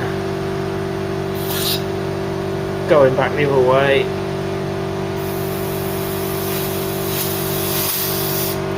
So you see that operation. So that all looks nice. Compressor off there. But we were very careful with that because you could blow it apart. Certainly wouldn't want a direct air powered connection, but also blast out the rest, any remaining fluid, and any contaminants that might be in that piston should be cleared out. So we can pull this other gator back, then clear the bench. Let's put these parts now on another nice clean towel and lay them out flat, and then clear this area here. Just there. I'm working on a pallet and some cardboard to absorb the spills. Really great to work on a piece of cardboard as well. And a pallet, if it really gets really bad, it'll drain through the grid of the pallet. So wooden pallet, piece of cardboard and your cloths makes for neat work. Just come bringing you up there so you can see. So we've got involved. It's quite good fun to do. I'm enjoying this. A little diversion, and as I said, we're waiting for parts to come in, which is great. A little thing, don't forget to cover up your parts that you've already painted if you're doing these jobs, because you'll get overspray going on. This is already starting to cure nicely. Okay, so let's take you back in, and I will now clear that area, and it'll cut to a nice clean prep area. Let's do it. Let's go. Okay, so we know what that bushing was for. It's to stop the rack rotating, because you can actually rotate it round. Let me catch it for you. So that's what that does, simply stops that rotating round. So that's that explained. Not much to it, very simple. A piston, rack and pinion, and then a valve distribution system for the piston pipes. That was getting tongue twisting then. A valve distribution, nothing to it. Powered steering strip down, quite easy. There's your bits, there's our bench. There we go. I had to turn off Radio 6 because 6 music around this time of the day on a Saturday. It's Saturday afternoon. It goes all weird, man. All just, I just don't understand what it does. Some like strange music that my head just will not process. It just makes me all feel strange. But I switched to Planet Rock, which is great. But they're blitzing you with adverts, just absolutely spanking you with ads. Listen to it. I don't mind it if it's adverts for Cortina parts or power tools, but not this. What they're trying to sell me now? No, that's a car service, and I'll let them off on that one. What else is it? Just bugger off, will you? Yap. Just play the rock music, will you? Okay, with that circlip out there, and that little seal out, that's out. That seal's in good condition. It looks alright, so we take that apart. That gives us access to the needle roller, which fits on this shaft there. I've cleaned that out with WD to spray it in, and then blow with the air gun, just to make sure there's no contamination in the needle rollers themselves. Take you up to the light to see the needle rollers. There they are at the top. That gives us the valve body ready for its paint. That's a blasted aluminium finish you can see at the moment. You see little speckles in it and stuff. You could just clear lacquer over that if you wanted, it's not a problem, but because I've got that contaminant on it now with the oil, it's inevitable when you're taking it apart. It needed to be blasted first. You could take it all apart then blast again, but I don't want to blast into them bearings. I've done it this way and it's worked. Everything's clean and it's okay. I think the only thing I wouldn't try and do is the shaft seals on the ram itself. It's sealed in at the end. There is a screw here which looks like you take it out, take one of these off, and you could probably withdraw the rack if you wanted to. But that's when you're into engineering, because if you're taking the rack out, presuming it's because it's worn, and you've got play between the teeth and the worm drive. Let's have a look how that worm drive engages the teeth. And this is where you get your play, I guess, if your rack was worn out, as that fits into there at a certain angle, and the angle it's at is coming in at this way. That's the way it is. So how that engages like that. So that's where your play would be if something went wrong. And I presume then you'd have to get a re-engineered rack and pinion. So we're going to hope that that's in good order. Put it up to the light so we can see the pinion. There are some score marks on it. I'm waiting to see if the camera can pick it. It often doesn't do this. I've noticed on the videos, it'll pick the background to focus on. It's difficult without, unless you go manual focus, to get things like that. I'll go manual focus anyway. I've never done that before. Right, that's with macro focus. You just got to switch the macro on. So you can see that's the teeth. And there is some scoring on those teeth. Going down and taking it to the rack so you can see that rack now better. Alright. And then again, this housing, look at those needle bearings in the end. Try and get it so I can catch the light for you. Bring it under the light. Now we're on macro, things work out a lot better. They're all clean and good. And you can see now with the macro on, everything's out of focus in the background, but it's the way it is. Turning the rack round, and there's inside. I'll take you up to the light. We seem all alright in there. So now I'm going to start painting the little individual areas. I'm going to establish whether or not this is aluminium. I'm presuming that it's not, because these, unless they're pressed in and welded on, could be alley this. If it's alley, then the whole lot goes silver. We're going to have a check now and see. So it's beginning to paint now. We'll get the thinners on this because it's got contaminated with the grease. There's the adverts again. That didn't take more than 2 minutes. Oh dear me. Okay, let's not let that get to us. Let's carry on with this. One song from David Lee Roth, then they put the adverts back on. Bugger off.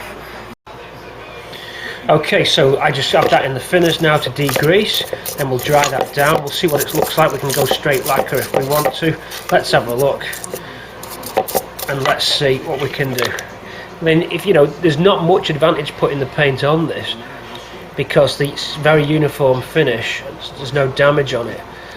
So we could just go straight lacquer over the top. Putting the paint on is not really going to achieve anything in this case. So we'll go for straight lacquer over that now. Right, I have gone for the two-tone, dusted in with the two colour silvers sprayed together to give a speckly effect. Just gone over it, but it's still some of the original aluminium showing underneath. Alright, so it's still grainy. I don't think quite catch the light there. But watch this music as well, doesn't pick up on YouTube. Just 10 seconds and it's got you. So talk so the record doesn't pick up. So the record doesn't pick up, so YouTube doesn't get me.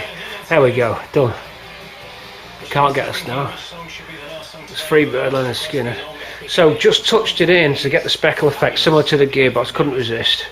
And then we'll over lacquer now.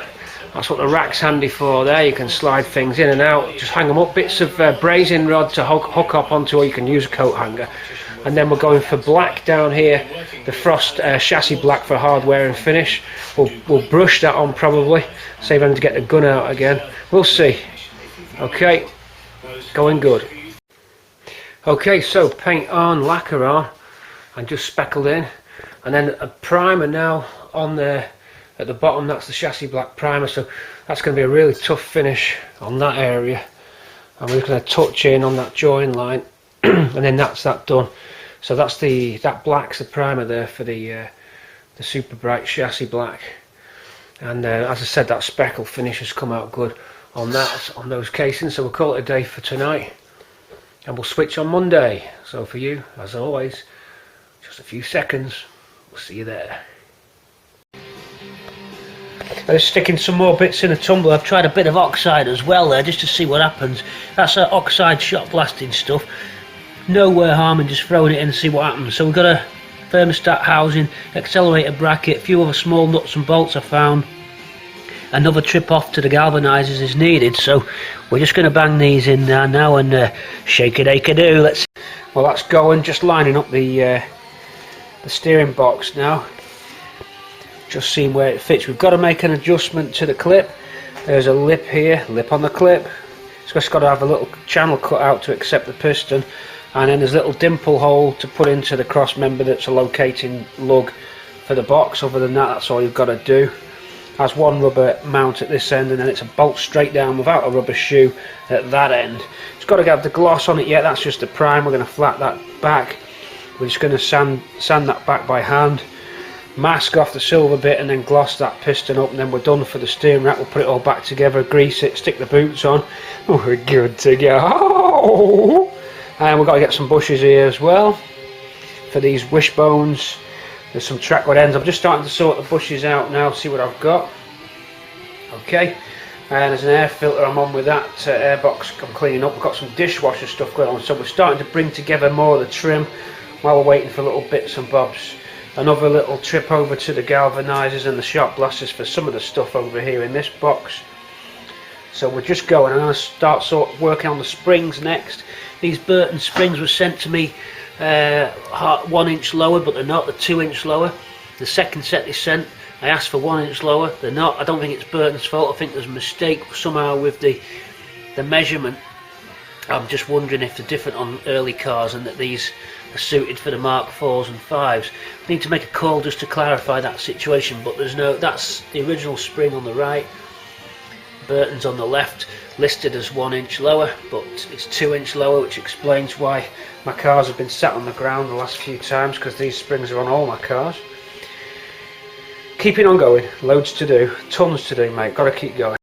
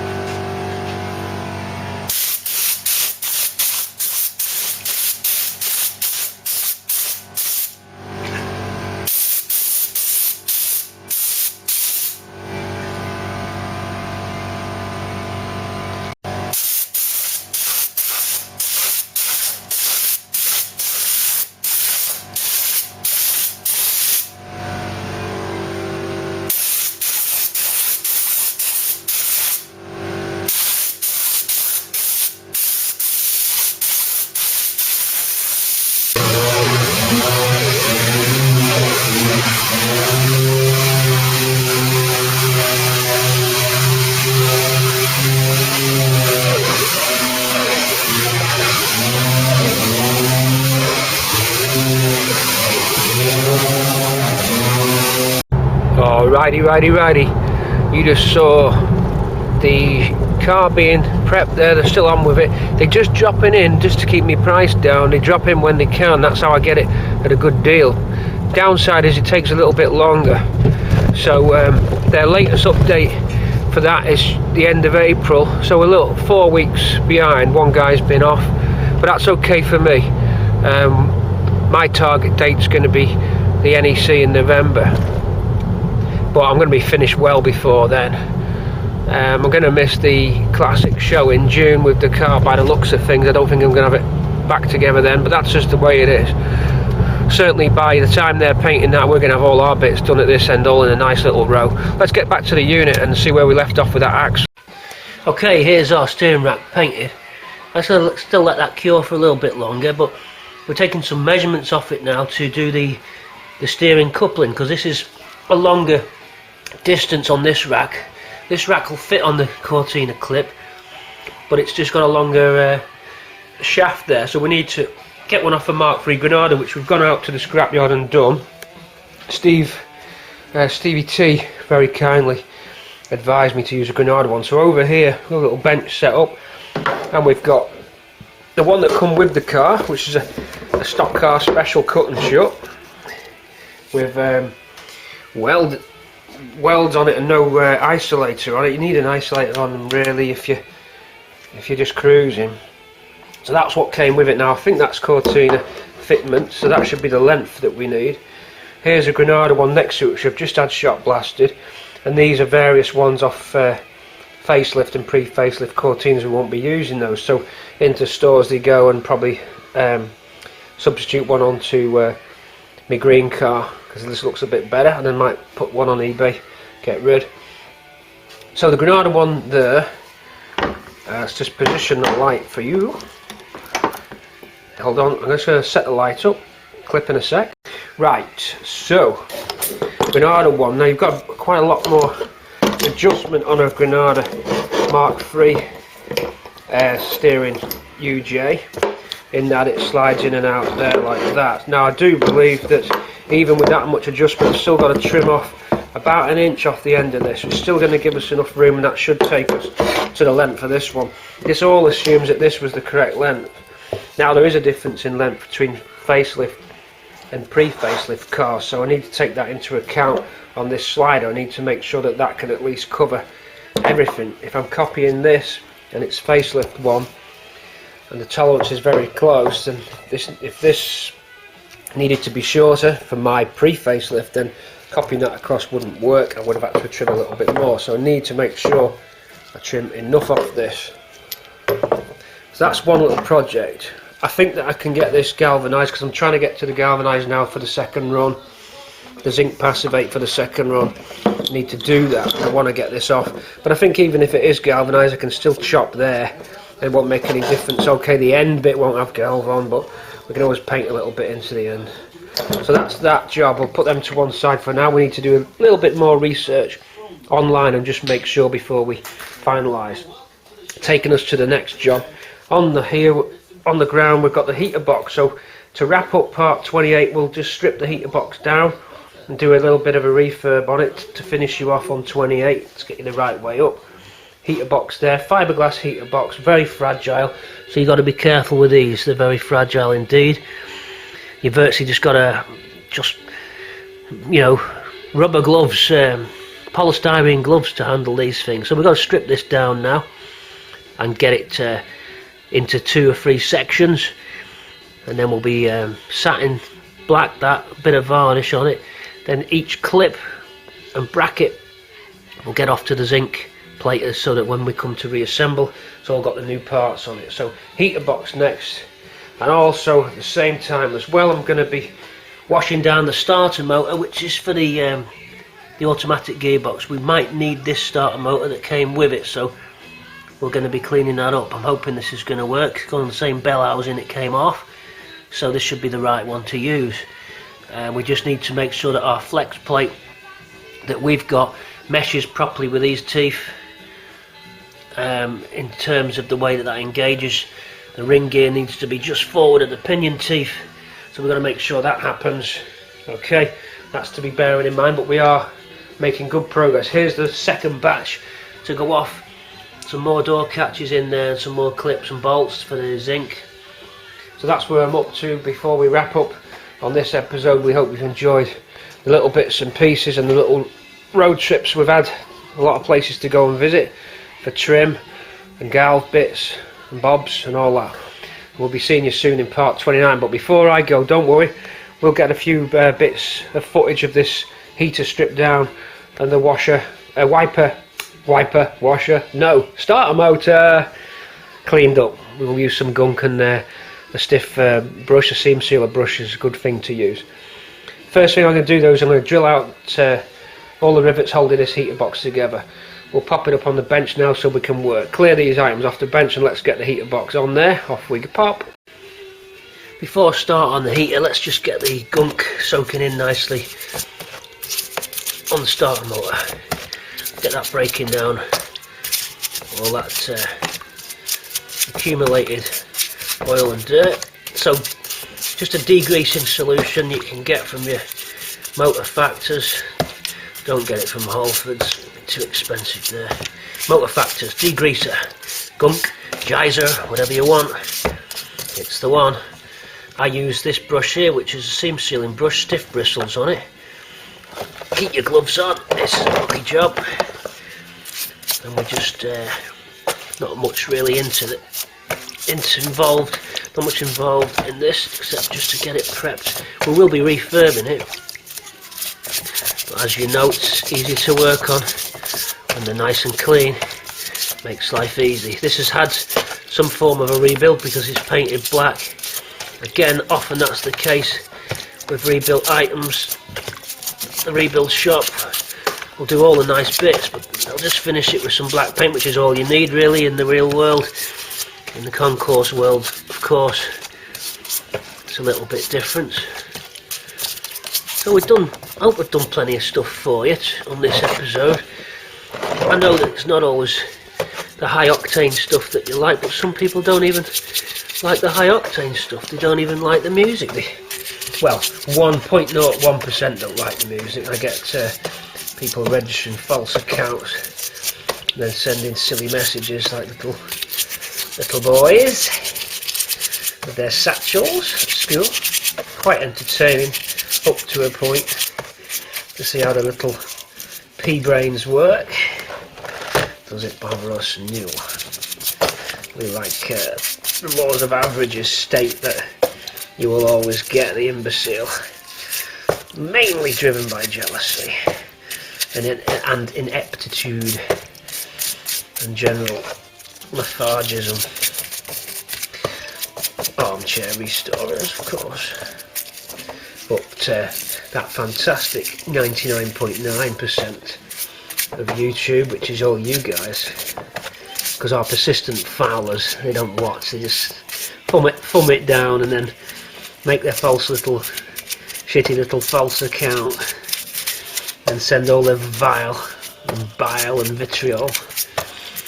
I hope that they feel better when they do it, but I can't help but think in their drunken hours of insincerity they come away feeling rather dissatisfied and undernourished. I'm afraid I can't help you. I don't publish your comments, but we like the fact that they stick to the law of averages. It'd be quite odd if you didn't get things like that. So it just all fits in with the rhythm of life and the universe. There's a dickhead in every classroom.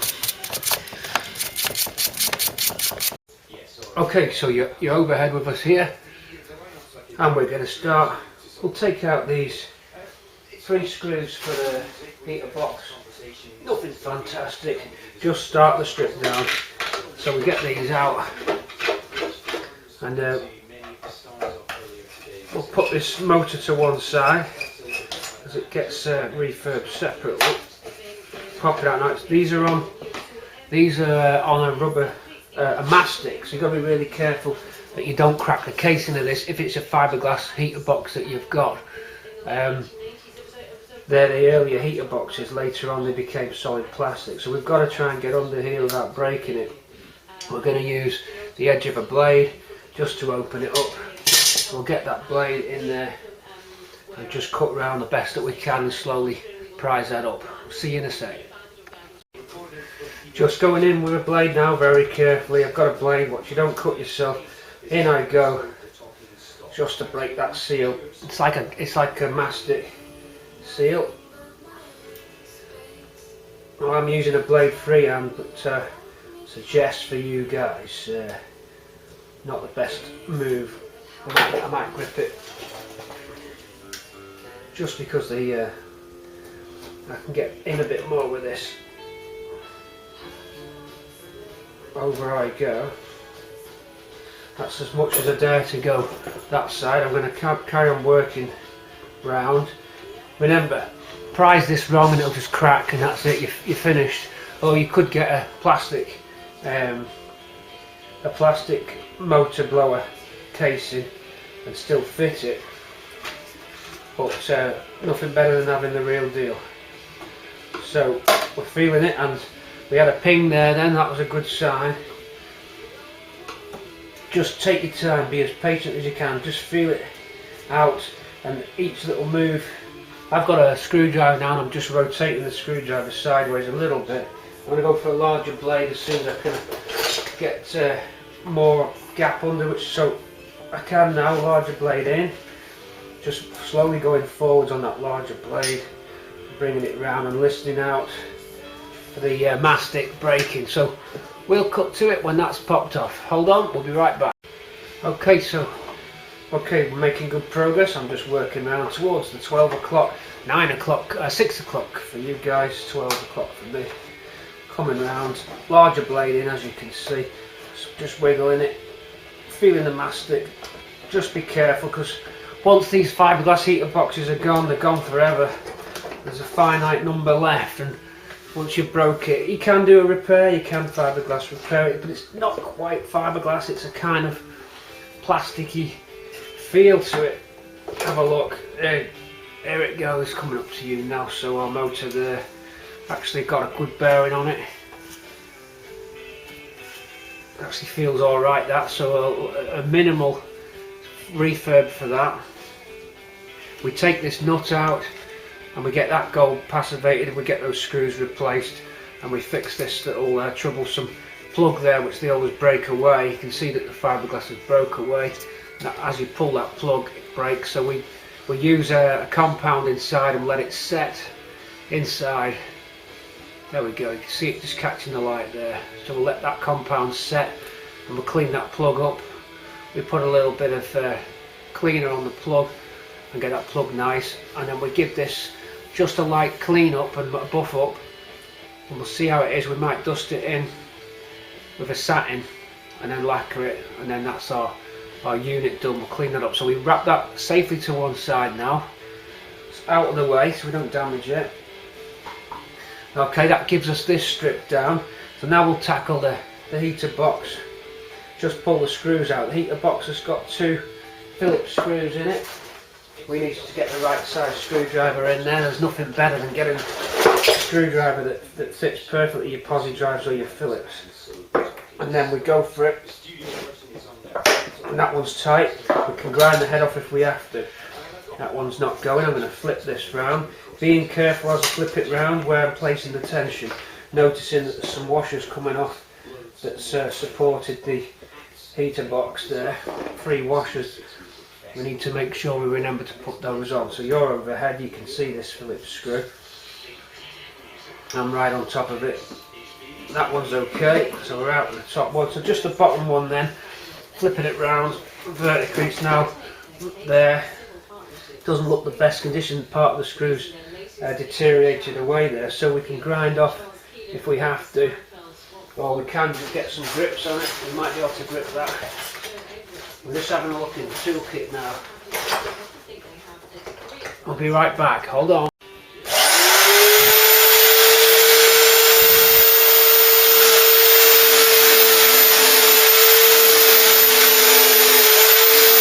I found a better angle of attack here. Nice long nose again come into play, and we just grip there, and I've slowly started to loosen it just nicely like that. And all the drilling on top's probably heated it up, and it's away, so we're okay there. We've got that coming in, and just long nose, good quality long nose, said it on the other videos, really helped. So with no damage, and we've got that C screw out of there. Bit of drilling, bit of persuasion, and there he is, our little troublemaker there. So now we can extract the heater box. So back on the tripod for you guys. Up we go, and then let's flip this round so you can get your seagull eye view. Back on there you go. Off you go.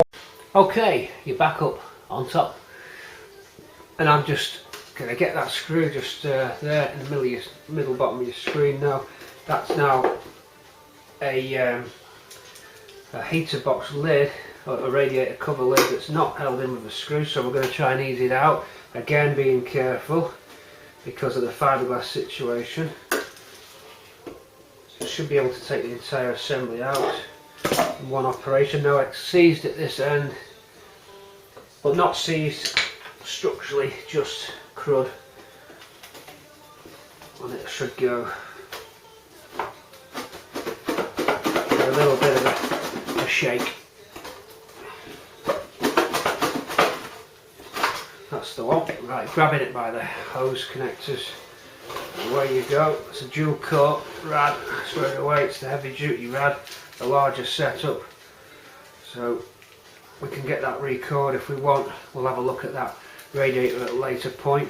That plate needs a little bit of welding, but it's a salvageable plate. It's quite straight. We've already got one in stock. They normally go completely rot through at these ends. That one's not. That'll clean up. So we're okay there. So a radiator to recore if possible. I have got another one if not. So that's that one. Put that to one side. Now what I want to start doing is taking off the mounting metal brackets there, just by drilling them. Again, it's a drilling operation.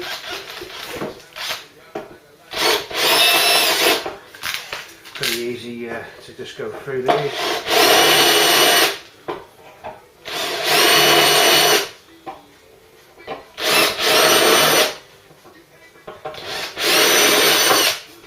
Nearly. Okay. That's the heads off. Now just go slight drill bit down. And I don't want to enlarge. I don't want to enlarge the mount plate holes, so I just go a drill bit down and finish off. And rivets there, straight through. That's that. Okay, so that bracket will now lift. It's just at the edge of your screen, isn't it? Let me come back and watching your screen as well. Make sure you can see what's going on. That's sort of stuck. There it goes. Mount bracket off. You can see that it had a black finish. Some were galvanized, some were coated in a satin. Actually a gloss actually. That's that one off, so we can get the next one off. Again, being careful. Straight through these now with that drill bit. The other drill bit I had just there was the wrong size, it's too big. That's that. Now this should come off as well quite easy. There we are. So two brackets into the pot, so we're collecting all the bits into the pot. Now they have an internal piece as well into the pot. Should be the other internal piece. Grab that, there it is. So we've got those. We've already got a set of them anyway, but it's nice to build up spares. Right, now the next thing I want to do, I'm going to take the back off the unit by just prising up the little spring clips that hold everything together. There's quite a few of these, so we'll go around and pop them off. You'll go to fast forward now, so we'll see you in fast forward.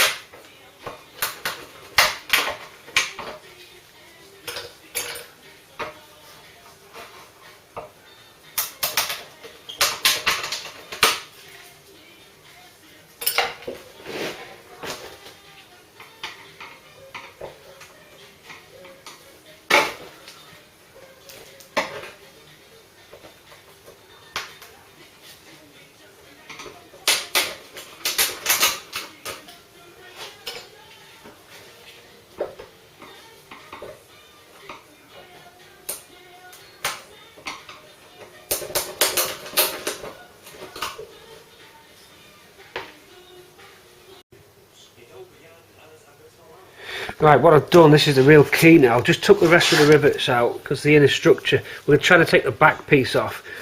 You saw us there just finishing off with those rivets and clips in fast forward. Now, I've drilled these rivet heads off. Now look what happened, it's so fragile. There's one that's broke and it's took the back of the fiberglass away because it really is mega brittle. I mean, you only got to tap this and it breaks. And we want to keep it because it's original fiberglass box. We're going to try and do it. I mean, we've got to be so careful here. If it goes wrong and it breaks, we revert back to a plastic Mark V box, which are indestructible, but they don't look with the they don't look the same. They haven't got that grainy finish to them, but we can affect that grainy finish. If that's what we have to do, that's what we'll do. But you can't separate the two halves yet until you've done all the rivets. And then when you do, get us a blade like this.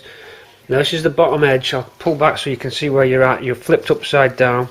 This edge will probably be stubborn and still be attached, so you just go in with the edge of the blade here, and I'm just twisting it so that I've got as much surface area as I can. I'm not putting any local pressure on, but you might break it little bits off. I'm afraid it's a lot of it's unavoidable. So that's starting to separate away and just loosen up. I want to do that all the way around where I think it's stubborn and slowly start easing the box apart. So we're going to look for any other areas now which are stuck. Alright, I'm going to go round carefully along that line and just start loosening it. It's starting to go. Alright, so I'll be back with you in a sec when I've gone round all the way around it. So we'll be wrapping up soon, and part 29 will have us refurbing and rebuilding this box. Right, we're now up to the most difficult and fragile part of the operation. Everything's free, and we're sort of free here. You can see that opening up. This is the hardest part. You got to be really patient. Don't try and force it. It all has to go with just light work. If you start trying to pry it, you'll take chunks out. Now we've got one little piece out, but that's going to be under a clip, so we'll get away with that one. It's got a slight crack there, but that's under a bolt. We'll get away with that.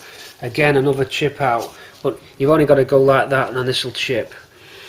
Once it's in the car, it's pretty safe and locked away in the car so it can survive. But this is the problem. They've got glue going round that inner face lip. Luckily at this end the glue hadn't held, so now my hand is inside it. I've got the camcorder in the other, I shouldn't have really, and I'm rocking it just slowly and I can feel it opening it up. But if you go too quick, it's just going to snap the back plate or the front. But I'm slowly rocking this now. You see finger coming through, and the trace of the glue, the mastic line around the back that creates the airtight seal. If you try and lever on the top lip, you'll take chunks of the top lip off. So you've got to put your hand inside. We're going inside through the fan intake. This, what you don't want to do is lever from the top. You want to try and be inside it all the time and push outwards using a larger area, not the area here. Now the downside with that is it could just crack, but I don't think you're going to get it any other way. You could perhaps soak this in warm water, which might soften that mastic. If I found that I wasn't getting anywhere, I would have moved to that next, but I think this is going to pop. I think if I slowly go, I'm going to get this. Just try and ease it. Here's our pressure point now, just at that corner, and we don't want to lose that corner. If anything, we want the top and the high-vis parts to survive the operation.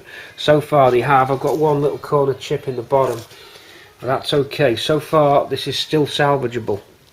It hasn't lost the plot just yet, but it could very easily, one wrong move and this is game over and we're back to square one. It had to be tried because they're such a rare item, the heater boxes. They're certainly rare, undamaged. And you know, if I had my way, I'd remake this. It's a complex shape. We can make a Mark V one look similar, but you don't get all the ribs and effects on it that you do with this. These ribs aren't present on the Mark V mouldings, and we need them to look original. So we're going to go for it. I'm going to slowly put my hand back in there now. I'm trying to end on a good note, part 28, and get this laid out on the bench for you to see what we've got. Okay, my hands are going in now. Guys, I want you to be with me on the final push here. Look where my hand is. Now you might think, well, what's the point of this? You can't get these boxes, and it really is a high-vis item in the engine bay. and it's such an achievement if you can refurb one of these without any major damage. So that's why I want you to be with me on this. I'm just letting it lever, and I can feel the strands slowly separating out. I'm just listening and working my way through, trying to keep my palm of my hand on a larger surface area inside. We've got that far from round here. It's just this last corner down there. You see that red glue? So I'm just letting it try and separate of its own accord without putting too much on it. We're nearly there. Let's just flip it up and have a little look round. Careful when you flip it up as well, because don't grab it from that area, because you can snap that edge off where the heater fits in too. So we're just all the actions down this end, coming round very slowly. Take it easy. It's nice and steady. And we're separated here, look. Oh, it's so fragile, but I don't want to lose it. I don't want to lose it. It's so fragile. This is the problem. It's this corner. You can see it. This last corner there. That's where it's going to be stubborn. There's not much to push against. See, where you're inside, there's not a lot to push against there. We're going in like this. I really wanted you to be with me on the last push as we go over the top of this one. Can you see? I'm sorry, I'm just trying to get you a good angle. I should concentrate on this job now, not the camera. Alright. Please just separate off this last little bit there. Look, see it? You just need to rock that gently out. Rock me gently, baby. Come on, you know you can do it.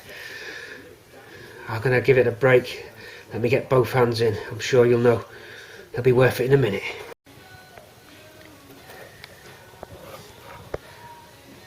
To help you at home, I've fed the blade in there, and I'm just trying to manoeuvre the blade slowly down. We've made progress. The blade's just working its way like a shark's fin down there now towards that last troublesome corner. I know the trouble's in that corner, that last corner. So we're nearly there, 95% of the way. I've just been feeling very carefully, and remember this is a bare blade, so I've been uber careful with it, just feeding it through. You see the strands of red just where we've cut through them. So we're at the last point now.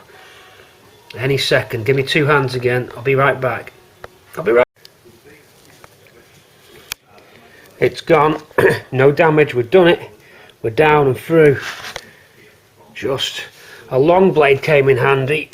I'll show you what I mean. Just a nice long blade came in. I was able to just nip in very carefully. So no damage. So let's have an inspection. Let's separate the two halves out.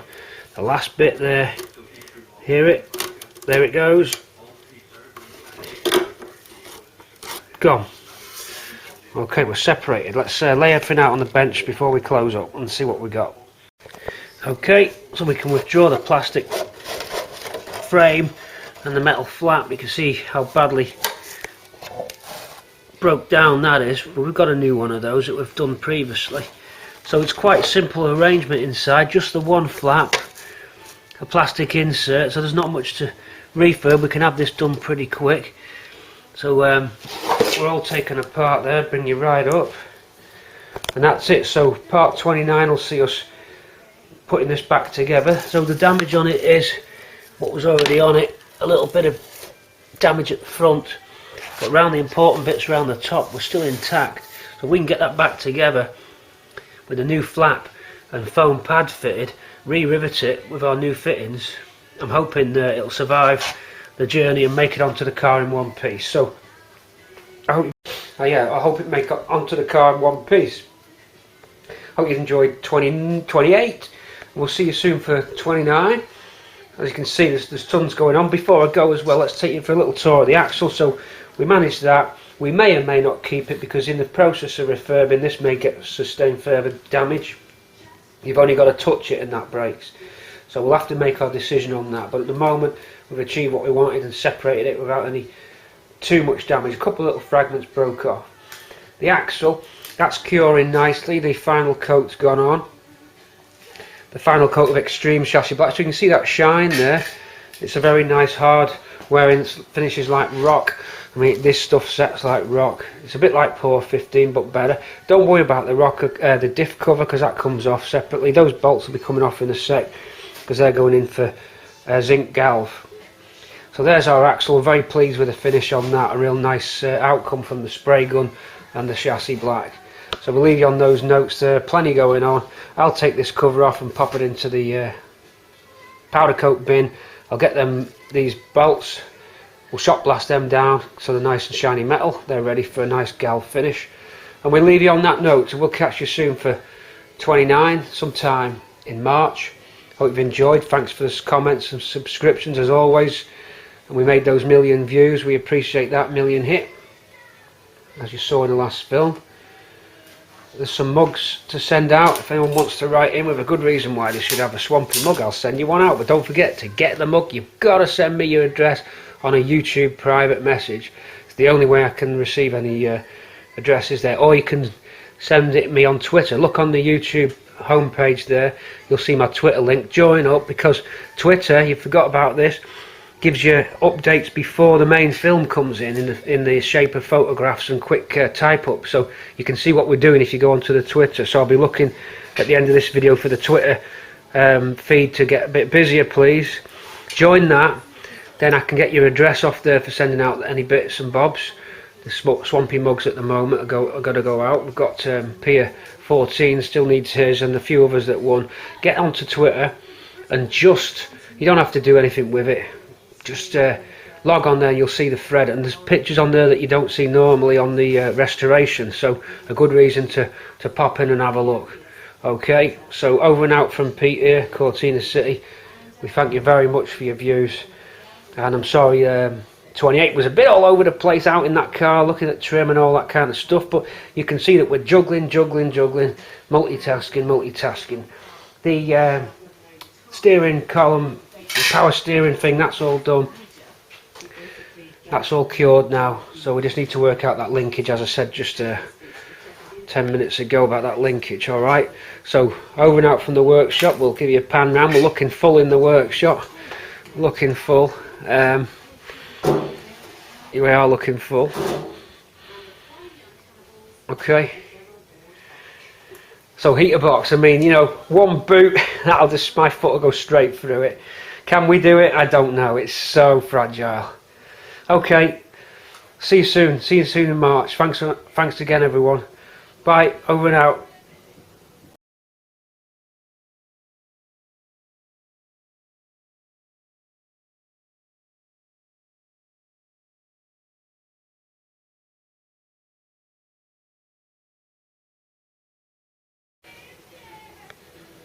Ah, you waited till the end.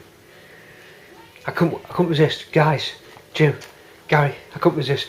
Just a little bit of a buff with thinners and a little light dusting of satin. Then we're gonna just put a little bit of lacquer on it. It's gonna come up nice. You see it in part 29. Over and out. I sneak back in. I couldn't help it. I sneak back in. Heater box. It's gonna be good. Plenum drain on it. It's going to have a plenum drain. Bye!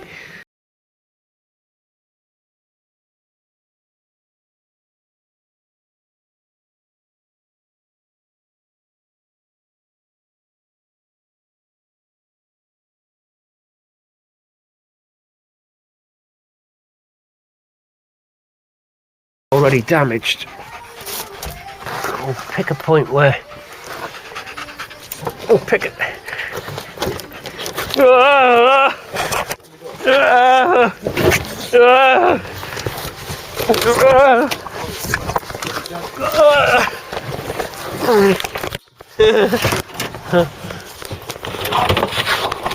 Get them saved, quick, get them saved. Come on, hey.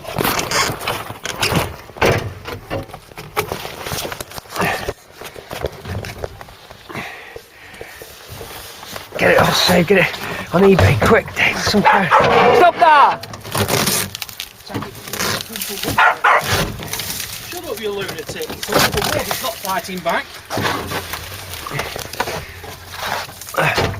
Right. Let's try and have a go at writing it. Here.